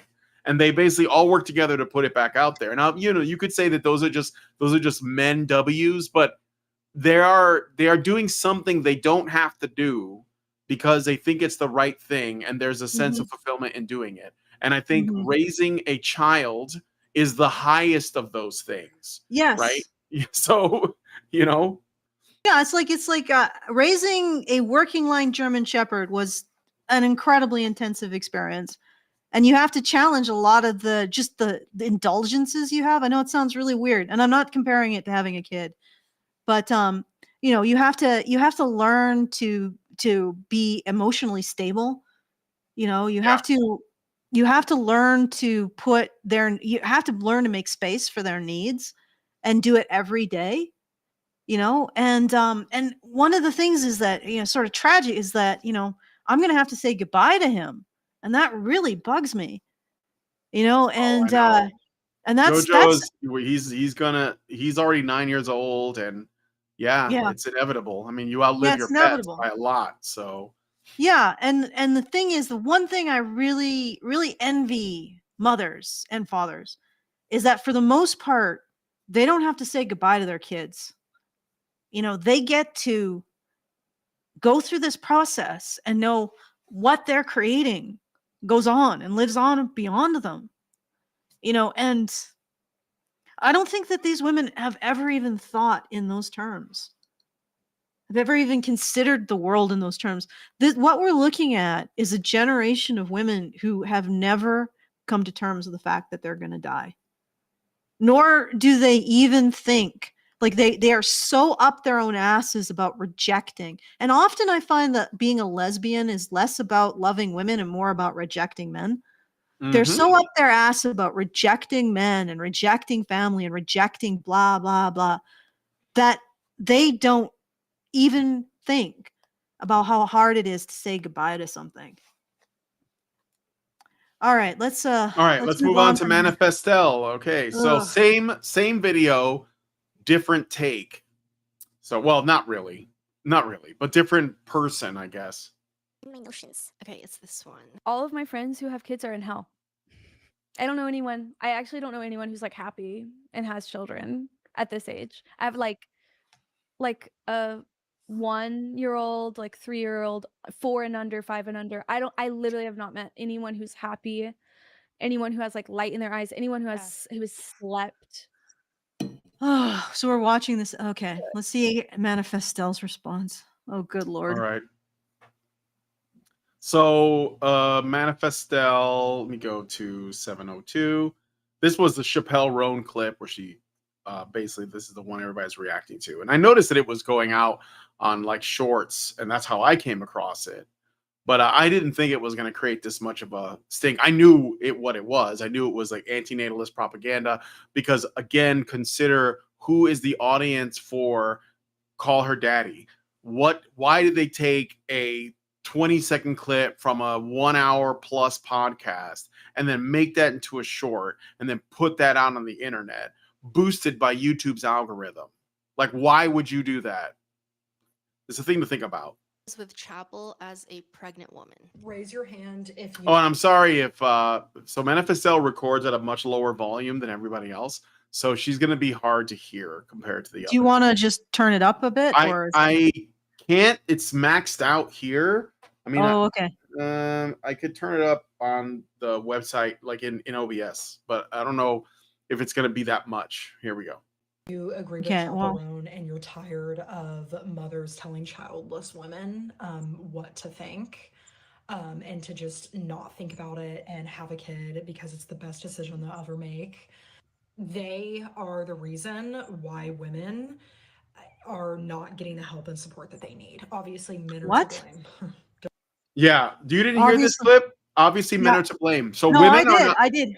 Women are not having kids because they're not getting the support that they need. So Oh no, ultimately, actually, you got the causality reversed. She's saying that women, mothers telling childless women to have children is the best decision they'll make. They're the reason why women are not getting the help and support that they need. Obviously, men are to blame. Yeah, but women will not have children if they aren't getting the support that they need. And she's saying, no, you've got it reversed. She's saying they're having children and not getting the support that they need. So that's what I'm saying. Blaming the mothers for She's saying blaming go have a the child. women having children, but also men. But obviously men, yes. But so ultimately, essentially, women are mothers are the ones that are pushing these childless women into shark-infested waters. But of course, men are the sharks. Yes. Okay. Yeah. But it's because women are not getting the support they need. Like that, like that's okay. But anyway. Don't even get me started on that, of course.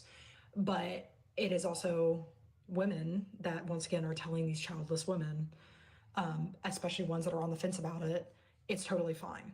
And this is coming from someone that is pregnant, by the way.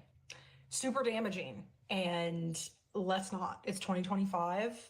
Everyone's different. Let's stop shaming women. Nobody's shaming them. Like, once again, I have to go back to the fact that this was a childless woman, child-free woman, whatever, who was saying that her female friends were miserable.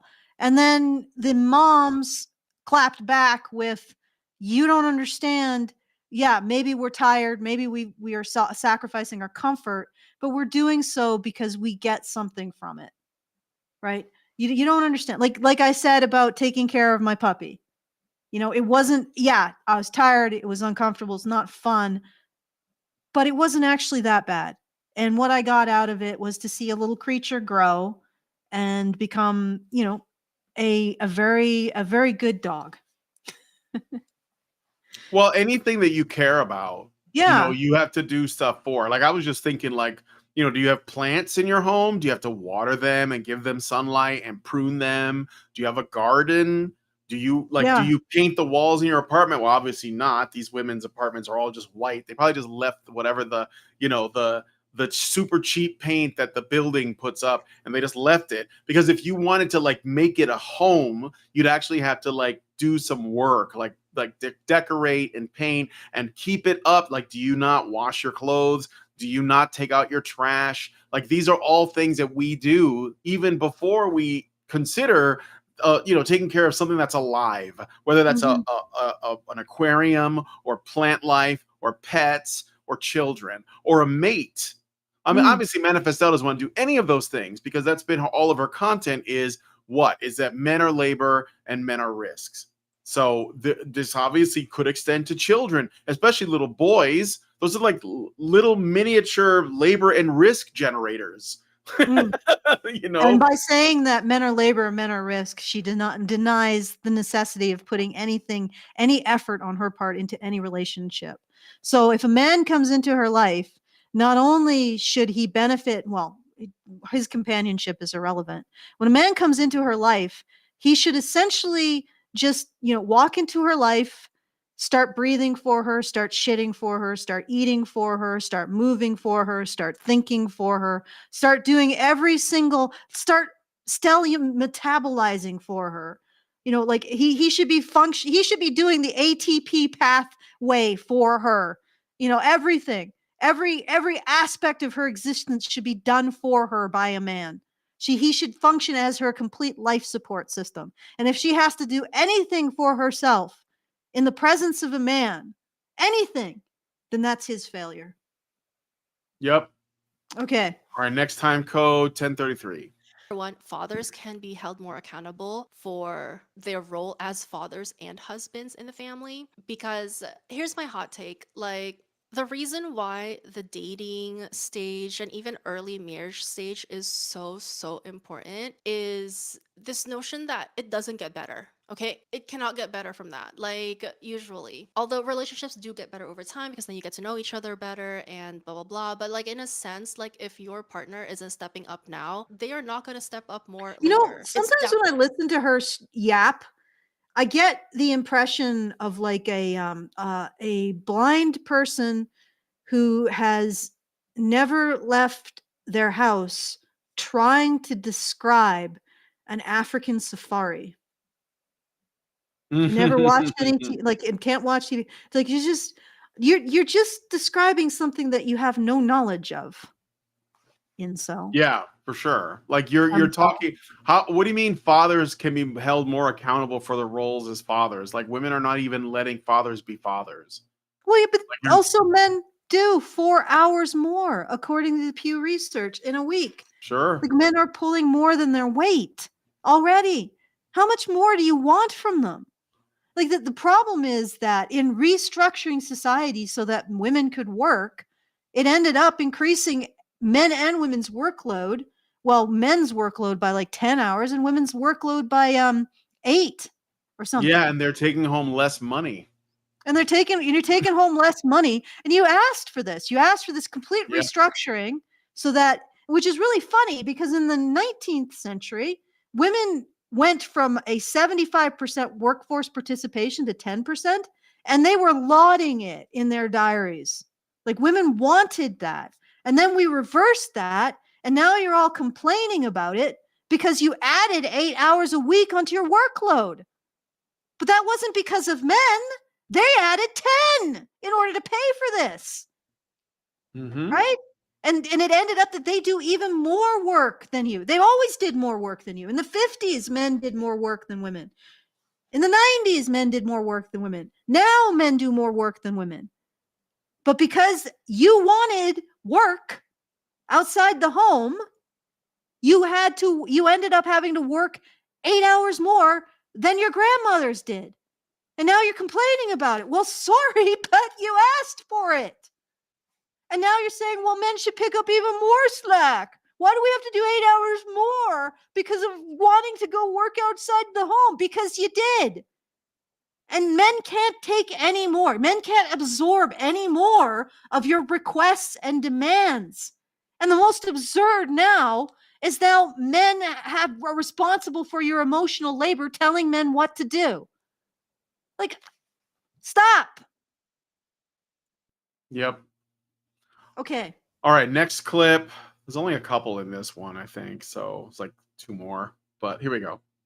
Where's the girl with the list conversation? Because motherhood and pregnancy does change women's lives, and sometimes for the worst. There's a lot of health issues involved. There's a rise in DV probability. Did you know that the leading cause of unalivement for women is let me address these. When they are this is incorrect. First of all, you can see from her headline, new national study finds homicide and suicide is the #1 cause of maternal death in the U.S. All right, I'm going to address that right now because I went through the article. I can give this to you, Brian. It's actually in my document that I gave you, but that might be inconvenient. Is it like the link? Oh yeah, I got it right here. sffm.org. Whatever. Let me just copy and paste it into in here, and we'll put it up on the screen. So give me a second. Okay, here we go. All right. New national study finds homicide and suicide is the #1 cause of maternal death in the U.S. Okay, I'm going to break down the numbers. So you can find this. We don't have to give you a link. Just look up the headline, guys. You're not completely helpless here. All right, so I went and crunched the numbers.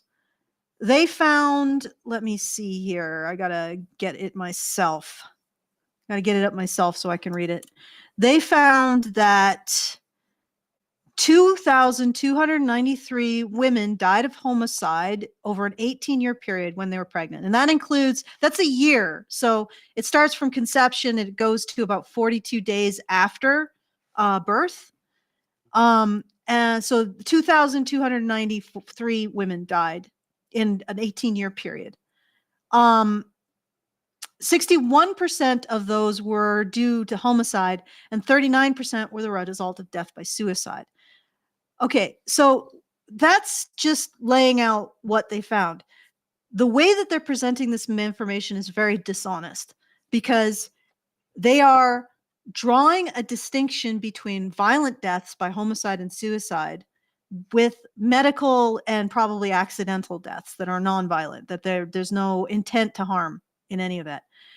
They shouldn't, when what they've done is they've compared homicide and suicide lumped together to all other, like, to medical causes, but medical causes divided by, like, I don't know, heart attacks, thrombosis, bleeding, that kind of thing. So they divide all of the medical causes down to specific medical causes, and presumably accidents is also an element. What they should have done is compared violent causes to nonviolent causes. That would be the honest, because that's the dividing line that's meaningful. So if you're going to divide all of the causes of death, pregnant women in a medical sense, into all these little individual things, that's dishonest. And then find, oh, suicide and homicide is, no. What you're actually finding is that any form of violent death of pregnant women is a minority. It's 11% of the total of deaths during pregnancy. Now, homicide is an even smaller amount of that. That's like maybe 6% or 6.5% is due to homicide. But then not all homicides are intimate partner violence homicides. That's 34% of all homicides generally of women. So now you're down to 780. And incidentally, that 780 isn't all boyfriends and husbands. It's also family members. So pregnant women killed by their mothers, pregnant women killed by their sisters, pregnant women killed by their female friends, pregnant women killed by their female cousins, pregnant women killed by their lesbian partners, pregnant women killed by their daughters, right? So other family members, right? And that 780 deaths due to family violence, not just intimate partner violence, but family violence over 18 years comes out to 43 deaths a year. This is a meaninglessly small number. When you consider that in that time, I believe the US population went from 325 million to something like 450 million. Do you realize how small a number 43 deaths a year is in a population that size? I haven't run the numbers specifically. I have to actually, I think it's like 0.00001%, if that, right?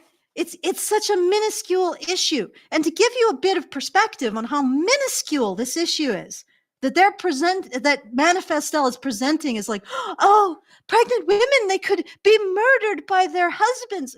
How minuscule this is, based on a longitudinal study from, I think, in Toronto, like a neonatal ward in Toronto, and the findings on how many boys died of circumcision, there is likely 100 boys dying of circumcision in the US every year, right?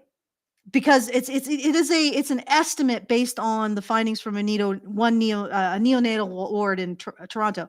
But you can assume some things like neonatal care is probably not significantly better in the US. It's probably comparable between the US and Canada. So yeah, 100 boys a year based on the prevalence of circumcision are likely dying from it, but they don't keep those stats. So we don't know for sure. But compare those two. This is a tiny, insignificant problem. I'm going to tell that. Insignificant. The only reason why you'd bring it up, except as a rarity, is for a political reason. And that political reason is to further damage the relationship between men and women. All right, getting off my soapbox, but this is like completely dishonest on so many levels. Yep. I believe it. Okay, so let's get to the next. Actually, before we continue, I did also work with somebody in the our patron Discord. If you want to join us in our patron Discord, it's badgernation.online. All of the resources that I talk about are available there. Go there to get them. Please don't ask for me to give them to you because it's a lot of having to dole out stuff. And also YouTube doesn't like links. So badgernation.online, and you can discuss these resources with us. You can enjoy them if they're behind paywalls, stuff like that. I probably shouldn't say that, but anyways, the other thing that I wanted to mention is she talks about the increase in domestic violence. Okay, this is another thing that's presented dishonestly. the study, which was a terrible study, by the way, or not a terrible study, its findings were not really strong enough, but of course, they always present them as super why strong. let that get in the way of the message? Why let that get why let that get in the way of a good way of demonizing men, right? So what they found is that of the women who report domestic violence, so of female victims of domestic violence, it was more likely that that domestic violence would occur during their pregnancy. And they had a whole bunch of possible causes for it based on men. But there's one really big possible cause, and I'm going to go to hell for this. No. I mean, I don't think I'll go to hell because it's the truth. And Deborah Powney, who was a researcher, a DV researcher that used to come on our show, she just got busy, but she found that one of the single biggest causal predictor of a woman's experience of violence is being violent. So it's entirely probable that if this result is true, what's happening is that pregnant women are being violent, and that is a predictor of them receiving violence. So, but also the study is sort of, it's weak. Its results are weak, and its results are only specific to the population of abused women, period. So it's not a situation where you get pregnant as a woman and then out of the blue, a fist is coming towards you. No, it's getting pregnant in the context of a relationship that's already violent. All right. So can increase the violence. What a surprise. A very stressful change in circumstance has the potential of increasing, making a already violent relationship more violent. But that's a far cry from how this result is presented, especially by people like Manifestelle. All right, let's keep going. All right, next Manifestelle clip. I just wanted to clarify those things. That's all. You have to have children to do that, to participate in that, but you can also just bare minimum stop hating children, stop hating mothers, and stop participating in this culture that just normalizes the hatred of children. And while it is very important to highlight the negative aspects of motherhood, as Chappell Roan did, and the counter arguments to Chappell Roan's statements by mothers who love their experience of motherhood and saying that Chappell Roan was wrong, I think we can all exist in this gray area that you're right. She's really trying not to criticize. It is a radical act of hope. While being realistic, this is what's so hilarious about I know women. She doesn't commit to anything because there are mothers that watch her and there are single ladies that watch her. So it's like, how do I walk this walk? This is, by the way, Allison, you said to me, like, these videos are all very long because they waffle a lot. But what they're doing is they're using rhetoric. It's like a ritual spell. It takes like 10 times the normal casting time. So they have to take 40 minutes to say something that takes 4 minutes because they need, by the end, for women to believe that ultimately she's on their side, regardless of their life choices. Because ultimately it's about preserving the sisterhood and pointing the guns at men. Because that's always easy. That's why, like, she can be like, yeah, we got to stop hating on mothers and children because we live in a society that hates children and mothers. But she wants to say it's men. But she can't say it because it is women. So instead, she just says society. That's why when women say society, they mean women. When women say men, they mean men. Yeah. So, you're right. Like, she's got a waffle, which is freaking hilarious because this is what I've seen a lot of in my life. It's women trying to consume each other's autonomy. That they're trying to control and force them to do things. And that's the perception here. I don't think the mother that Hannah Cox was covering was really trying to force anything on anyone. I think that was misperception. Although I agree, there are women who try to force motherhood on other women, and they're not, they're bad. But I'm happy to call them out. Don't do that. Like, I'm happy to call out mothers who are abusive. I'm happy to call out women who use these narratives of male blame. And again, they blame men. Notice they're so uncomfortable. It's like, let's blame men. Men aren't even involved. But God, What would happen if the sister had turned against me? Fucking cowards. Yeah. I know what happens when the sisterhood turns against me, but I survived. And the woman who turned the sisterhood against me, where the hell is she? All right. That's it for Manifestelle. So let's get to Bryrony Claire. Guys. That was it. Guys, what? Yeah, that's fine. 10-year anniversary of being kicked out of the Calgary Expo. Is that today? Right? Yeah. Well, it was actually yesterday, but no, we didn't it do was. a show Yeah, yesterday. I think it was a while ago. 10-year anniversary of a bunch of mean girls deciding to kick me out of and it's bigger than just an expo. It was like a marketplace for independent artists in Western Canada. They got me kicked out. They sort of put a big impediment to that part of my career, but then I decided to just go after their ass. So there you go. But and they're bullshit. But yeah, I got kicked out for simply going up on a panel for women into comics, and I was a woman who was trying to create a comic. And when they mentioned men's rights activists, I said, "Hey, I can speak to that because it's relevant to my interests." And they said, "Go ahead." And I said, "I think that I don't like feminism, or I hate feminism because it excludes men from the picture of being victims." And then the next day, out on my ass. Yeah, the sisterhood actually attempted to destroy me, but I only got stronger. All right. Yep. All right. So Bryrony Claire first. I think I have it set to the first time code. Let me pause it. It's genuinely such a blip, and yet it has caused this huge outrage. What is going on? It's caused visceral reactions like this. Is hell your child coming up to you and saying, "Love you, Mom"? Is hell the sound of little children whispering in the morning in their bed because they know they're not supposed to get up yet, but they're awake? Is that what hell sounds like? I'm so confused. Is hell your child asking for help? That's not hell. Owie, okay? So hi, if you've never seen one, here she is, a young mom of 3 children that didn't get any sleep last night. That's happy, life in her eyes and joy in her heart. Huh? She never dumped on mothers once. In fact, she was saying how much she appreciated. Yes, she did. And Hannah Cox admitted. Yeah. Hannah Cox admitted that that these women targeted. Oh wait, no. Oh shit, no, I'm just talking to Richard Pierre. What did he ask you to respond to something specific, but failed to give you a time code? Instead, had us go through the whole thing, only to show up later and say you didn't pick the correct time code. No, but I didn't provide it to you in advance.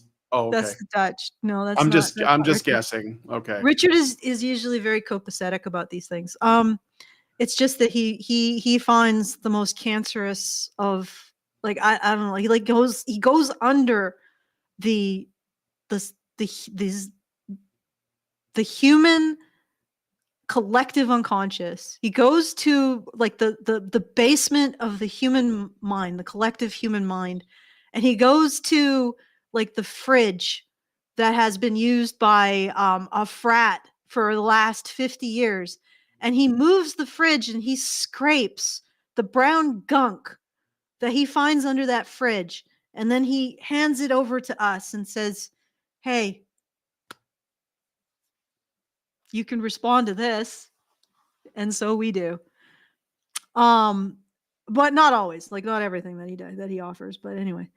But actually he asked me if he asked me some other stuff and I had to respond. But okay. I see. Yeah. Okay. So Bryrony Claire, she didn't finish this thing about she didn't shit on women once, talking about Roan or whatever the hell her name is.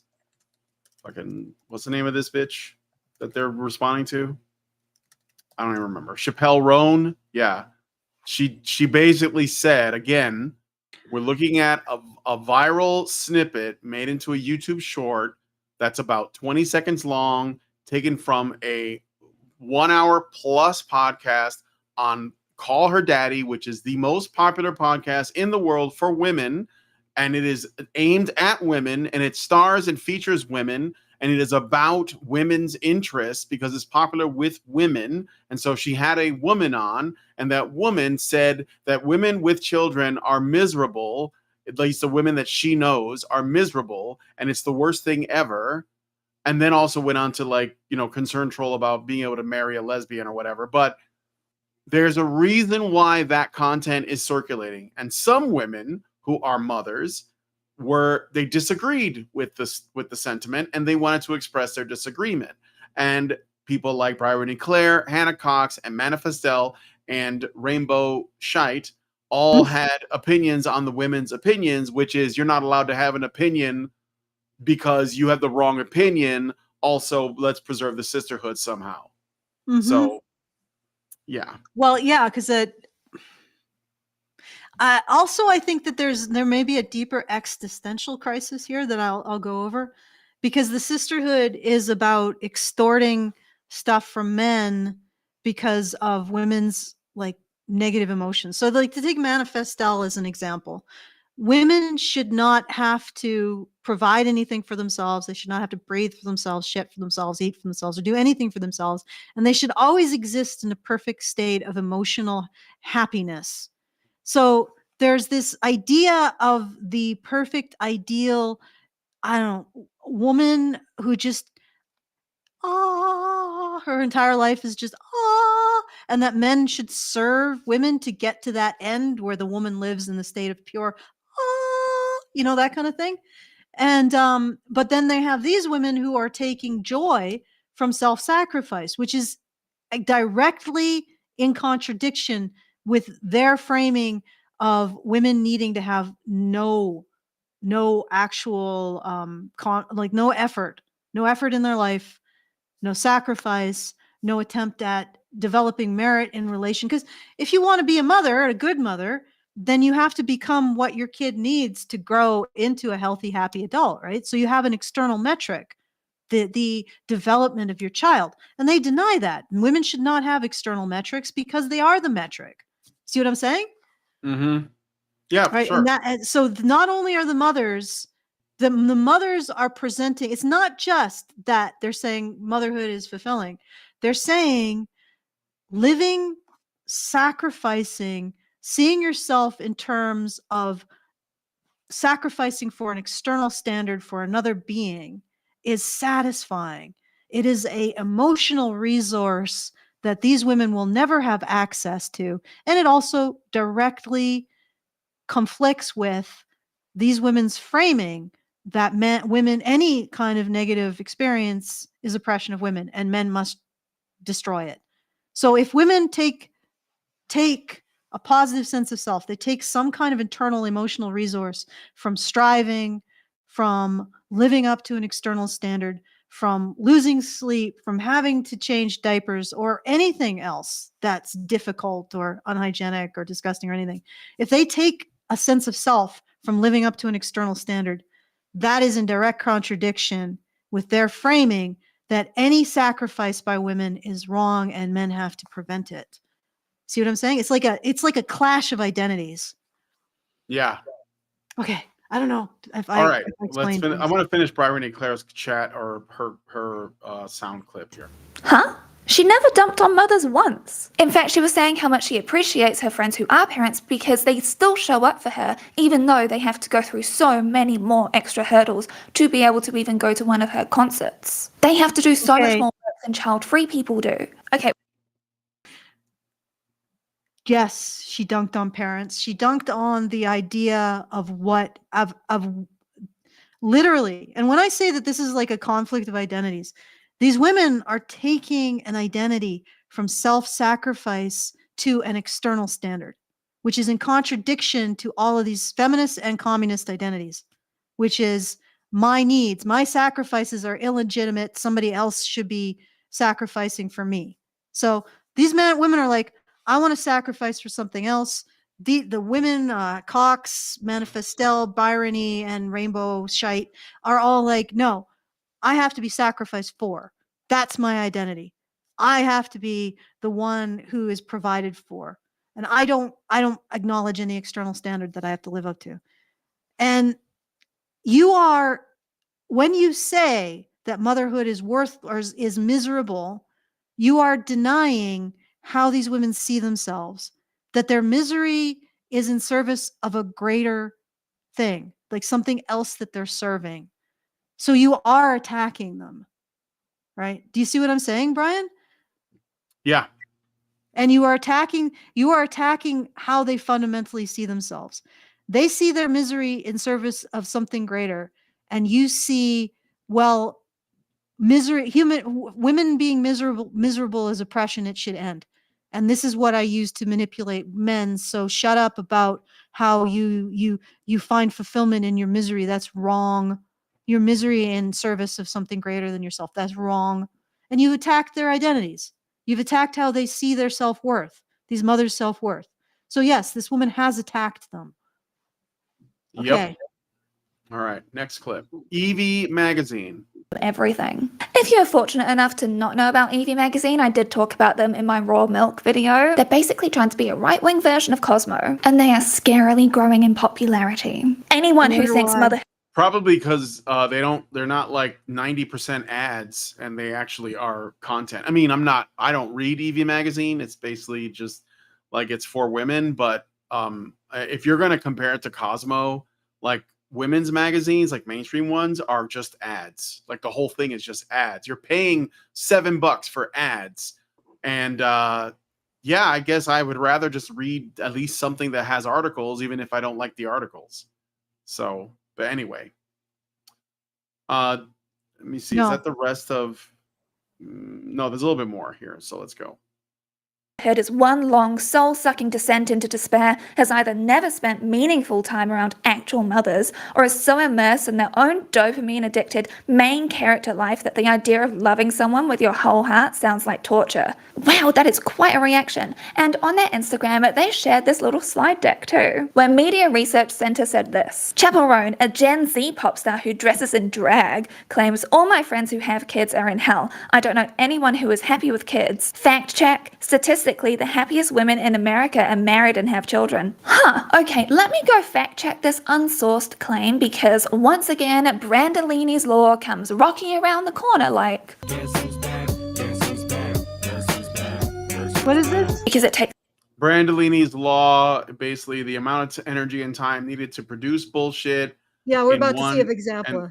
Yeah, and then she's going to show that it takes a lot more work to disprove lies. Yeah, because she's just about to puke out a lie. Yeah, let's keep going. Takes so much longer to debunk misinformation than spread misinformation. So I went on a 45-minute long journey yesterday trying to find the exact source here. And guess what happened when I typed in that little statistic? The first thing that popped up was this. The Institute for... So if you spend 45 minutes doing it, how come it came up when you just typed in the little statistic? Family Studies.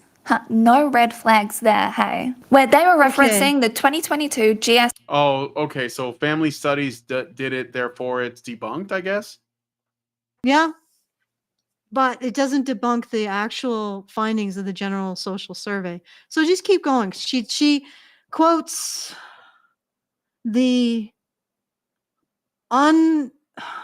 she quotes Dolan, but keep going.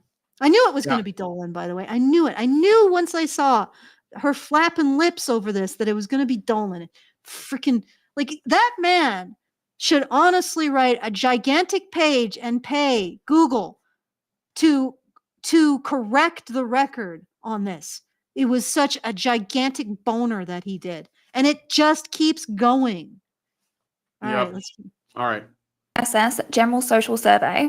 But they had no links, no sources there either. So then I kept on going to find the GSS information going back to 2022. Links aren't sources. They literally say the General Social Survey. That is the source. You don't have to link to it. This is a person who's never had to list citations at the end of like a research assignment or a thesis. Okay, keep going. All right. And this is the part which took up most of my time because, my goodness, they made it super hard, but I eventually found it with this chart, which is referencing the information which they kept on trying to share without linking back to it. My God, why do you think I spend so long linking all of my sources in the description box for people? Their source is the happiness chart as measured over time. As you can see, this goes back to 1974. And this light orange line, that's married people. But very similarly, I could filter for condition of health, and the happiest people are those who are healthy. I could so easily go making this into a headline too. The happiest people in America are also the healthiest. In an ableist society that basically punishes people. Oh, good Lord. Sick. Yeah, no kidding, Sherlock. Oh my God. Maybe they're healthy because they have a good attitude. Like maybe they take care of themselves because they think life is worth living. What I'm saying, like you're putting the, never mind, go ahead. Yeah, no, I think she's just basically saying that married people are self-selecting. Yeah, they are, but to stay married, you actually need to have good habits. To be healthy, you probably also need to have good habits. So I don't know where she's going with this. Marriage doesn't make you necessarily happy or healthy. It's just if you are capable of maintaining the state of being married, you're more likely to be able to be happy. All right, let's I don't know how far in she actually gets to the frickin' point. Yeah, I actually just went to her studies, but just keep going. Plus, when you look at the historical data, married people overwhelmingly are the happiest.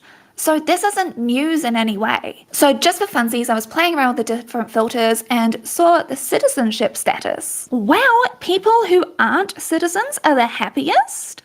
Why didn't they make this the front page news? And what do you know, the people of higher class, the people... Yeah, because it's not relevant. We're talking about like mothers. People who are willing to respond to a survey by the U.S. government and not be citizens are probably HB1s. H1Bs, but yeah. H1Bs, like, okay, let's, she doesn't get to the point, I don't think, but let's keep going. All right. People of higher wealth are also the happiest. It's almost like having that safety net of all of this money allows you to be able to get healthcare, maybe holidays, all the fresh fruit and vegetables you could need, and a retirement plan. Oh my goodness, you could even afford to buy a home. Okay, lady, listen, let me point the I can't wait. I got a tablet so I can start drawing these concepts out for you. Lady, if you incentivize need and not merit, nobody's going to have anything at the end of the day because nobody's going to build or make anything, right? All they're going to do is say, I have needs, provide for them, and they're not going to actually provide for anyone else's needs. How do they not know this? You've got to incentivize productivity somehow. Otherwise, you're all like, it is not money that makes you wealthy. It's the productivity of your neighbor. All right, let's keep going. It's like money can indeed buy things that can bring you happiness because you feel secure. Maslow's hierarchy of needs and everything. I mean, I guess in one case with Cheesehead over here because he is deeply, deeply unhappy. But we'll be getting to him soon, don't worry, in a future video, so subscribe for that. Well, yeah, because she hates Elon Musk now, even though he was literally saving the planet like a couple of years ago, but now he's the bad guy. And that means he's actually secretly miserable, and I'm going to figure it all out with my telepathy because women, they have telepathy, guys. I don't know if you know that. Elon can't be miserable. He's too autistic. Yeah, I know, like, right? All human emotions are I don't know.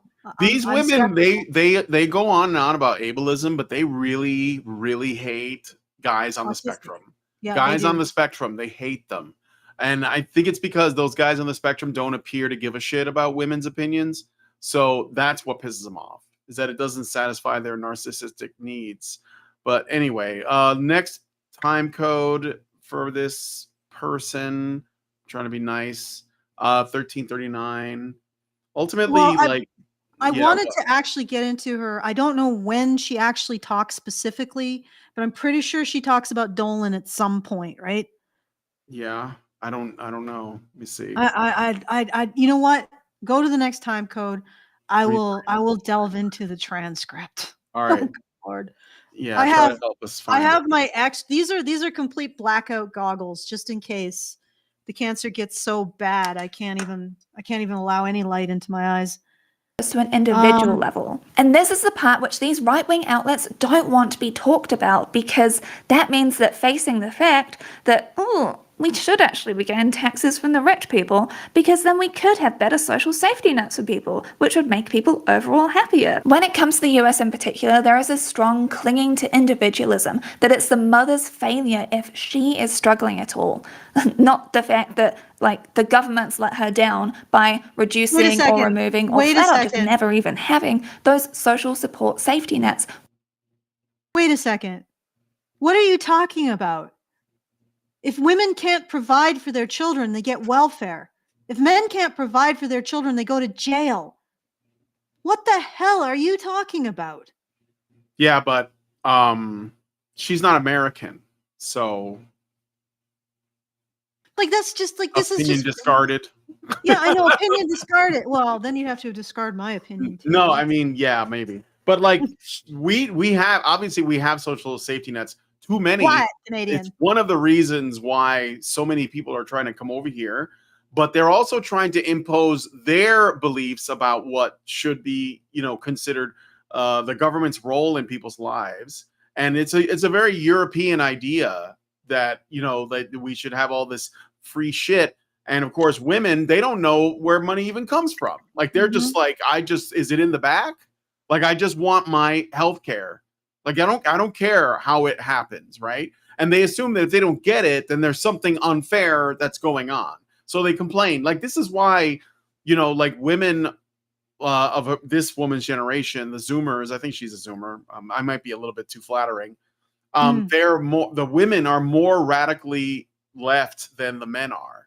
And like way more. And a lot of it has to do with social media and the way that social media is sort of like, is there are people using it to push women that way because women respond to groupthink and peer pressure and this kind of thing. So they're more likely to go along with that. And plus, it's very nice to hear, the government will take care of you. The government will give you things. The government will tax those evil rich people and all their monies and give it to you, which will obviously be the better place to put it because you're going to know what to do with it.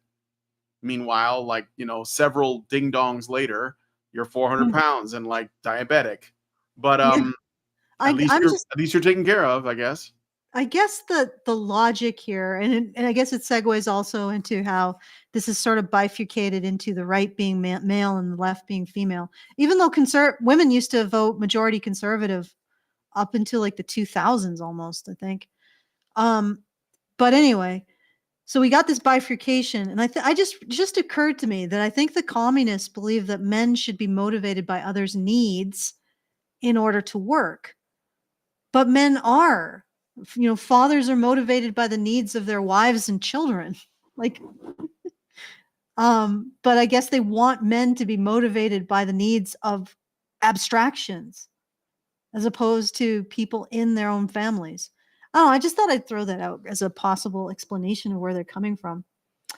All right, let's. Yeah. Well, the thing is that, like I was saying in the beginning of the video, so Bryrony Claire is like, I guess she's married or something, but she's queer too. So I'm sure that she's not a handful for her man. But like women like this, the communist ones, or at least the more openly, I think Manifestelle will be fine with communism. The more openly communist ones like this one, they're basically like, I want men's provision, but I'm just going to use the state to get it. And I'm going to make men give me stuff so that I get like my comfort needs met without me having to give anything back, without me even needing to have kids to perpetuate the species. And it's like, they don't even realize that where the productivity comes from is people, and that you need to make new people in order to keep producing. And, the communist model only ends up like starving everybody out, and like essentially it turns people into expendable widgets in a giant machine, most of whom are men. But of course they don't think, past like the length of their arm. That's just like, what do I want? And that's it, right? So, and here's the thing that is funny is that they're doing this because men are not going along with this. I have something here that I want to share. Surprise, I have a link too. This is from the New York Post. Gen Z women are choosing older men over guys their own age. And it's not because they're sugar daddies. It's because men their age want traditional women. They're basically like the Gen Z men want women that are going to be essentially, they want women that are going to be more, monogamous, traditional, give them families, etc. And they're doing it to the point where Zoomer women are like, I'm just going to date the older leftists, right? Millennials, Gen Xers, and of course that's what they're chasing, because Zoomer men are becoming, they're basically more traditional. They're more right wing, not like radically so. I know that people like Bryrony Claire would claim that they are not radically so, just sort of like common sense stuff. Yeah, just more like center right at most, or just center. Yeah, well, basically they just want the shit that, like, we had a few generations ago. It's not even like that crazy. It's like, oh, I want to have some children and like own some property. And so like you get this young generation of men coming up and they know what they want and they're going for it and they don't care what women want. They're done with that. They're done with listening to them, especially the Zoomer women who've completely they've gone completely off the rails. Like, and they're getting to the point. There was another video I wanted to find, but I couldn't. It was a TikTok video of a Zoomer woman applying makeup and explaining to other women all of the various, what does she call it? Like red flags in like, going down into like regular content that could take them down a right-wing rabbit hole to becoming like radical, like, Christian nationalists and all this other, and fascists and stuff. And it was shit like, caring about your health, like seriously, like eating natural, using like all natural makeup that isn't like made with like, all kinds of crazy chemicals and tested on animals, going to the gym, like stuff that is, healthy, maintaining your, a healthy weight, like that stuff. And she's like, oh, it'll put you down a rabbit hole because you might, start questioning like institutions, like government institutions, like the Department of Education. You might question them if you like homeschool your kids.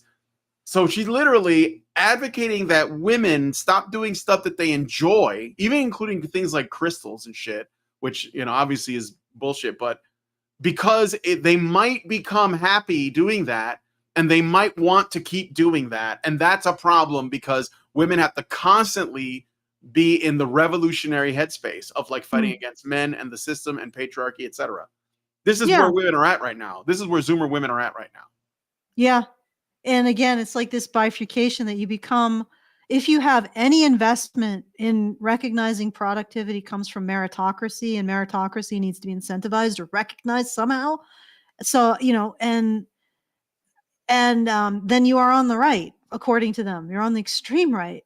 And yet I would actually challenge these people, these communists, that if they really want to create a society in which the motivation for people to be productive is the needs of others, why do they have, like, why is men's issues, why do they act like in the presence of men's issues? Why do they act like vampires in the presence of sunlight? Like you realize we are already basically communism. It's just that it's communism for women, right? Like the only other place we could go to is to create a state that recognizes that men deserve stuff when they have needs. That's the only other place we could go to with our communism, right? And not only is it generally rejected by men because they want to define themselves more in terms of getting stuff based on their actions and their merit rather than their needs. I would say that sometimes that's taken too far. Every race car needs a pit stop occasionally, right? But regardless, if you are going to pursue communism any further than what it is now, then you got to recognize men's needs have to also drive policy, but they never will. Because every time you bring up men, all of these communists who are like, oh yes, the state should take care of us from cradle to grave. And you bring up something like, well, what about, boys falling back in education? What about, the fact that infant boys are generally mutilated? What about men and boys facing domestic violence or sexual assault? What about men and boys not graduating as much? And what about men and boys in any context? And they're like, well, they can just pull themselves up by their bootstraps. And it's like, wow, that I just exercised your communism. If you're going to redistribute wealth, somebody's got to be doing the bootstrapping, and it's going to be men. And it's going to be these men. things are not actually contradictions. This is the way it works. Like, this is the way it works. The women are the party, and the men are not. They are the enemy. They are the bourgeoisie. So they deserve what's coming to them. But I just find it amusing that I can exorcise the communism from them in like 5 seconds by just simply bringing up men's issues. Yeah. And then suddenly they're basically their caricature of the right. They're like, yeah, they shouldn't get anything. Anything. They need to pull themselves up. They need to pull themselves up by their tooth hairs and some shit. You know that? Like, it's just instantaneously the communism ejects from their head and splatters onto the wall. It's too bad we can't keep them in that state. Then we would neutralize all communism everywhere. Yeah, but in a communist mindset, somebody has to be the one. That's what I'm saying. Like, this isn't actually a contradiction. This is the way it works. Like, they're basically deciding the men are the ones with the property.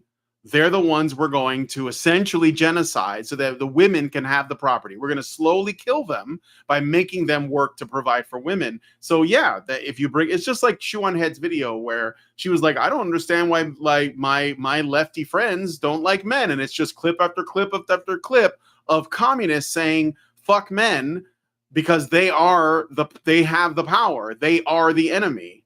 So this is not, it's not really a contradiction. Like, this is the way it works. This is the way communism works. Somebody has to be the person whose wealth is being redistributed. I know it's the way it works. Yeah. I know. But they are in this mentality of virtue.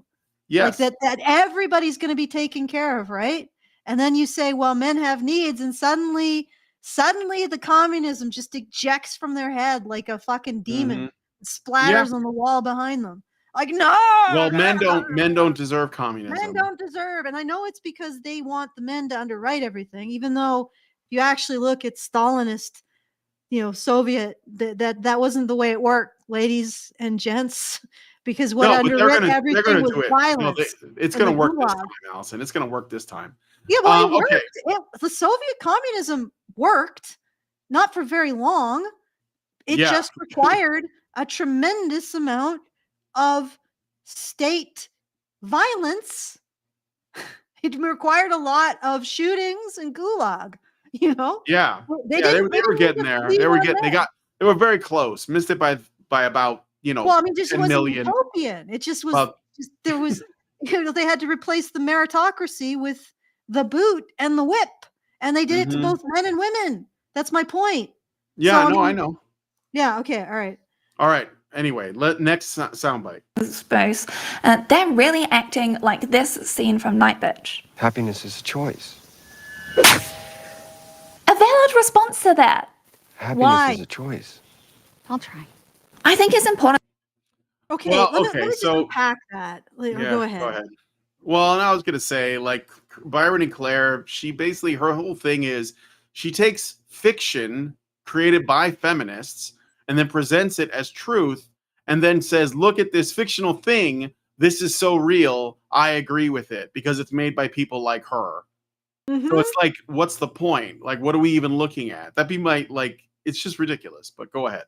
Okay, so what we're looking at is a man saying that happiness is a choice, and a woman hits him in the face because apparently her happiness is his responsibility. Right. He's basically saying your happiness is your responsibility, lady. And she's like domestic or otherwise violence in response to that. What is she saying? She's saying, no, it's actually your responsibility. And of course, we're supposed to cheer on the woman because men underwrite everything. And also, if I ever spoke to Bryrony in person and mentioned men's needs, the communism would eject from her, like from her mouth, like exorcism vomit, like, and then suddenly she'd be like, bitch straps. Yep. Okay. So let me see. Next one. Yeah, I guess there's a little bit more. Let's keep going. that people are able to have honest conversations about how hard it is to be a parent in a society which basically lets you just flounder. It's seen that you should be able to, quote, handle it all, because mums especially are often called superwomen for doing it all, without ever recognizing that they have to do it all because there is no village to support them. Especially in the US, there's no healthcare support, there's nothing. The village? Like, seriously. What? Well, who destroyed the village? If you want a village, ladies, you gotta actually behave like a villager, like a woman who puts her community ahead of her own self-interests. Otherwise, there's no village to appeal to, because nobody is you're all just singletons within the same proximity, right? So you're not going to do that because you're incredibly selfish people. But let's go to the next time code. Yeah. Okay. So there's got a lot to get through. It could be like 4 hours long. Actually, this is it for Bryrony. That's it for Bryrony. I mean, basically, she uses fiction to make her point about reality, and it's fiction, so it's not reality. And she claims, oh, look at, it's well acted, therefore, right? And there's some movie with Charlize Theron that she also uses. I guess it's called The Letdown. Maybe that's what this is. I don't know. I don't care. We have the Queer Kiwi next, though. So and these two both have the same ideas, so it's very similar. But essentially, Bryrony and Queer Kiwi, Bryrony is Australian, Queer Kiwi is from New Zealand. So they're basically like sisters, and they both have the same conclusions. What we need is more of the state involved, which is basically communism, or at least socialism, until we're ready, become new people, and then we'll have communism. Then women might consider maybe having children for the country, as long as there's a big enough village that's more involved. So when she says a village, she's not talking about like a community that's organically coming together and like they all share similar values, and they live in the same community, they all know each other. No. She's talking about a government that is handing out money taken from men, that she doesn't even know what they look like. So, and then giving that to women like her. So anyway, so this is Queer Kiwi, or as I like to call her, Rainbow Shite. And we will go to her first time code at. And also Void Cat has made a reappearance. Okay. It's so upsetting. There are quite a lot of men in the subreddit who said that they didn't want to have a kid because they didn't feel like it was something they could do or were going to be very good at. But then their partners were like very persistent and like threatening to leave them or etc. And saying that, having a kid would be amazing, and effectively eventually talking them into it. It's Reddit. Yeah. But also I wanted to point this out. I thought this was an interesting time code. It's a bit different. Like I decided to go with a little bit more. The male perspective is there. Yeah, the male perspective. Like suddenly we have a moment, a blip in the matrix, and we get the male perspective. We see it through the rip in the time space continuum. The fem space continuum. And we just get a moment of how much pressure there is on men to have the child that their women want, right? And I just thought that was interesting. But of course, it's never addressed again. Like she doesn't go anywhere with it. Yeah.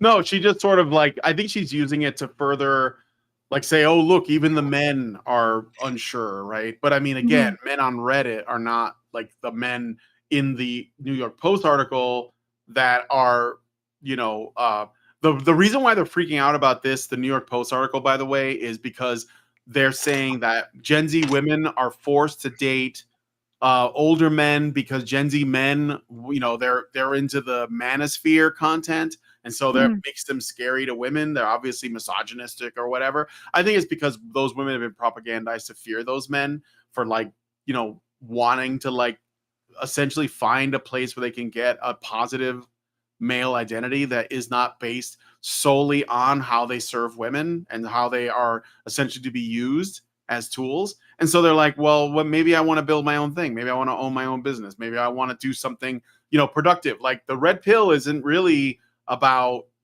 I think it's more about like men sort of self-actualizing and doing that without women's like, I don't know, responding to women, I guess, and acting on its own, but they don't like that because that doesn't center women anymore. You need squishing? So. You need squishing? Do you want to squish? You want to squish? No, you want. All right. So what's the other? You want to respond to this, or should I go on to the next time code? Well, can we give like a summary of Bryrony Bryrony. Rainbow Shite.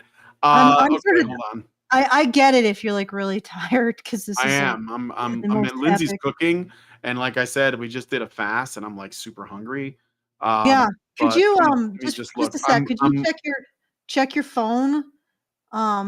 Because there might be something. Yeah, it might be. Yeah, there's a the verification. Oh, thing. I gotta go to my phone. Hold on. Yeah, just I'll just imagine we have Brian checking his phone music that we would put right here, and it would be very melodious. You picked a hell of a time to do that. Oh. Yeah, I do have something here. Okay. My phone was plugged in back there. Oh, I'm waiting okay. for it to open up. right. Okay, so show notes. Summary No, just I got to maybe I need the prompt expired. You gotta do it again. Okay, try again. All right, hold on. All right, we'll do this one. Okay, there we go. I don't have it yet, but all right. Well, sorry guys. Hold on, just wait. The longer these shows go on, the more the backstage starts to become visible. Okay. All right. Yes, it's me. Got it. All right. Summary. In this conversation, the host explores a subreddit, are regretful parents. So it's literally a subreddit that is about parents who have regrets. Mm-hmm. You can't use that as evidence of anything. You're literally going to the place where it's happening and saying, this is happening everywhere because it's happening here in this very specific subreddit that is about this. So discussing the challenges and realities of parenthood, the dialogue emphasizes the importance of open conversations about the difficulties of raising children, the societal pressures to have kids, and the impact of social media on perceptions of motherhood. The host reflects on the coercion some individuals face in their parenting decisions and the long-term implications of these choices.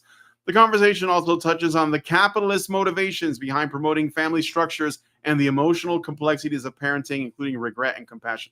By the way, another thing is that both Bryrony Claire and Rainbow Shite here both say that, people wanting kids is capitalism.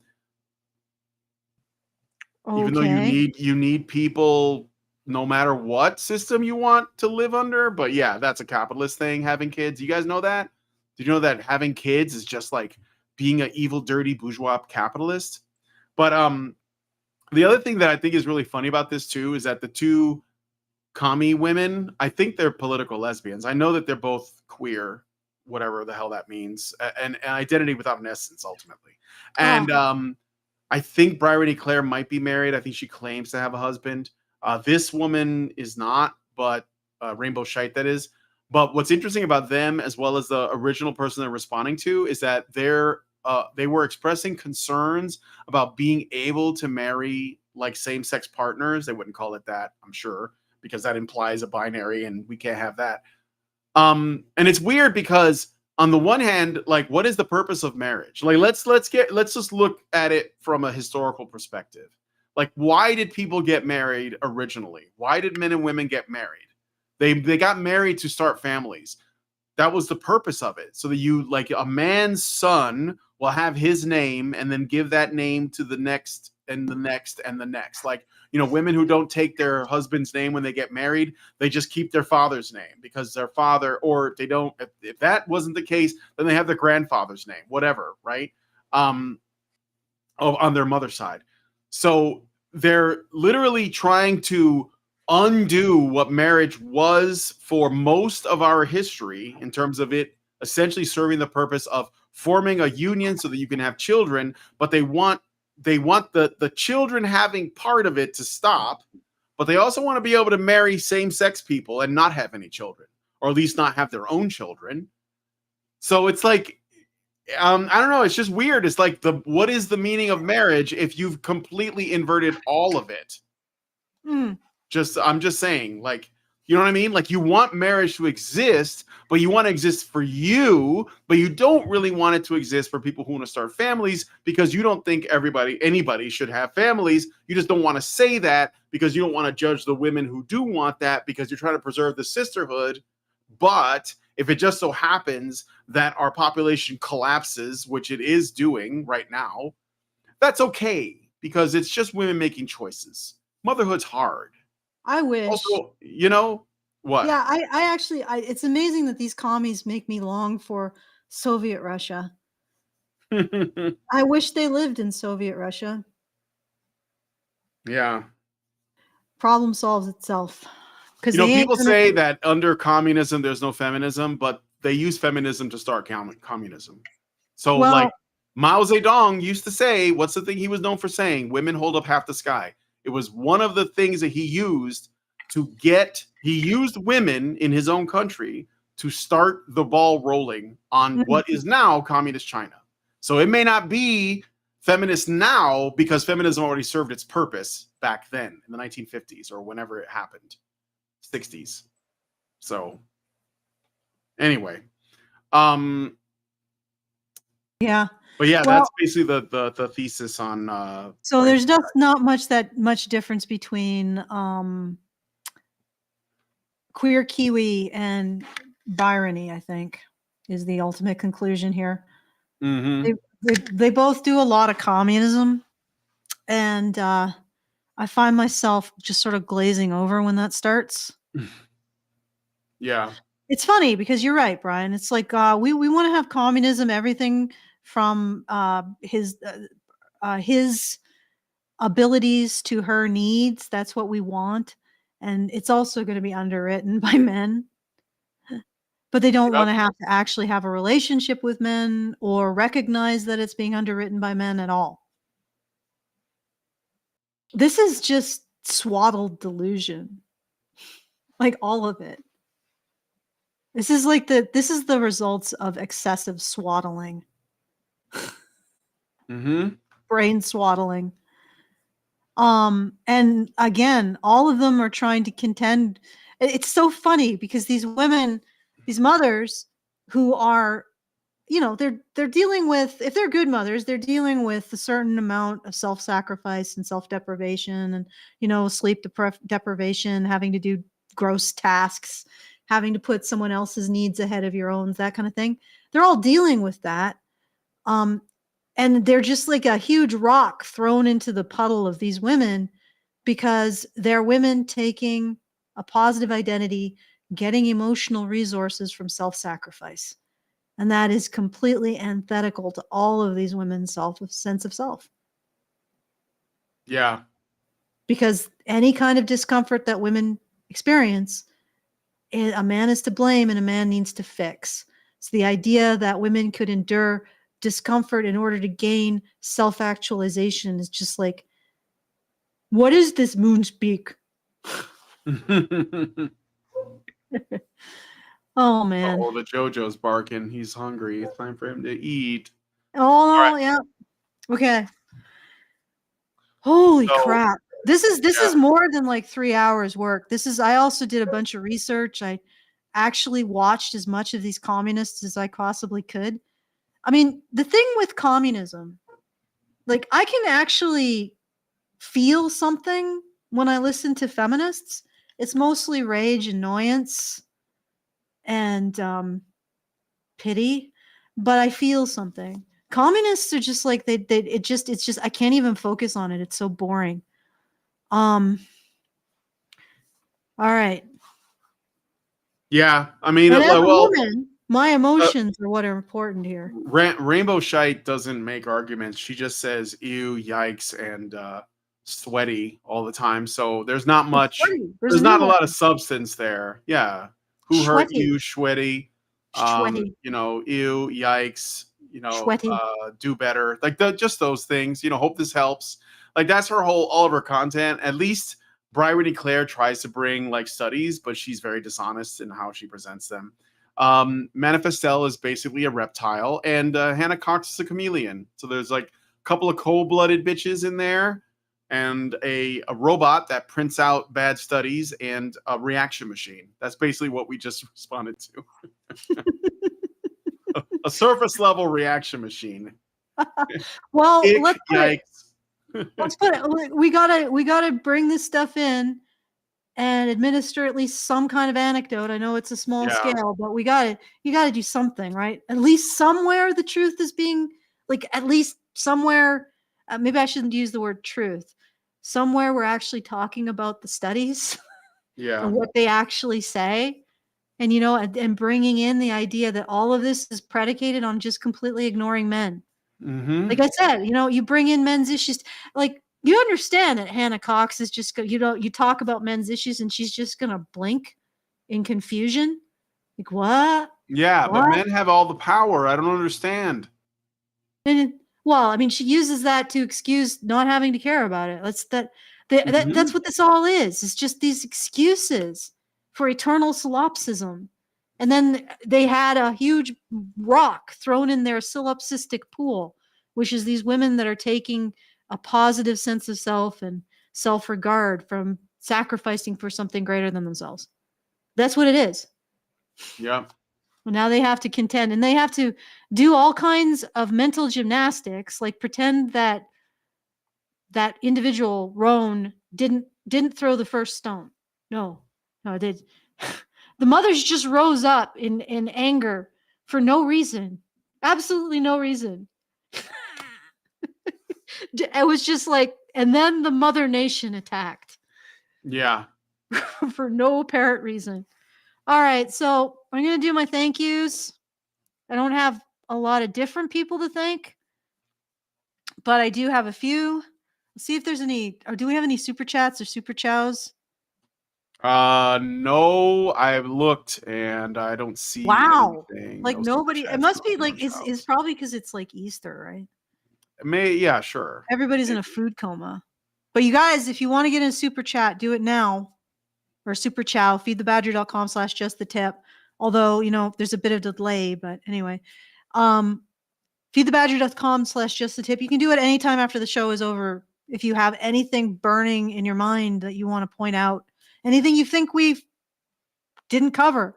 Do you feel like we misrepresented any of these young ladies, or what? I don't know how young. Do you want to simp for them or cape for them? Please go in the comments. No, you don't have to. You send us a super chow. Feedthebadger.com/justthetip. You can cape for them and support our show at the same time. And if you would like to support the show, it's at feedthebadger.com/support. I have a couple thank yous. Thank you to Anonymous for $2,000. Thank you. Ooh, thank you. Come again. Do they deserve something better than that? Yeah, like maybe give them a few. Give me a thank you. Give me a thank you for feminists for getting your right to vote. Otherwise, stop voting and go make me a ham sandwich. Thank you, and then also thank you to Richard Pierre for 2,100. I'm not exactly sure about. Yeah, I know. Like, whoa. Am I saying that I'm better than you? I guess I'm going a little further than you are. Yeah, I'm fucking better than you. Okay, much better than you. You are garbage. And again, like, we appreciate everybody who supports us, everybody who listens and shares our content, because I know that can be difficult too. I've heard that some people feel like it's difficult. It's hard to come out of the closet about caring about men, or even advocating for your own issues as a man. But anyway, or even questioning the mainstream narrative. But very much appreciated if you share this content. If you want to join our community, badgernation.online, and help us out with, or just talk to us about our resources, find our resources, look at them, comment upon them, badgernation.online, participate in the community, that kind of thing. And again, thank you for watching. Thank you for supporting. And if you want to, give us $5, $10, every bit is really helpful. Feedthebadger.com/support. Anyway, I'm just wittering now, so I'm going to hand it back to Brian. Women were still viewed as chattel. All right. Well, if you guys like this video, please hit like, subscribe if you're not already subscribed, hit the bell for notifications, leave us a comment, let us know what you guys think about what we discussed on the show today. And please, please, please share this video, because sharing is caring. Thank you guys so much for coming on today's episode of Maintaining Frame, and we will talk to you guys in the next. Men's rights activists are machines, dude. Okay? They are literal machines. They are talking point machines. They are impossible to fucking deal with, especially if you have like a couple dudes who have good memory on top of that too. Holy shit, you're fucked.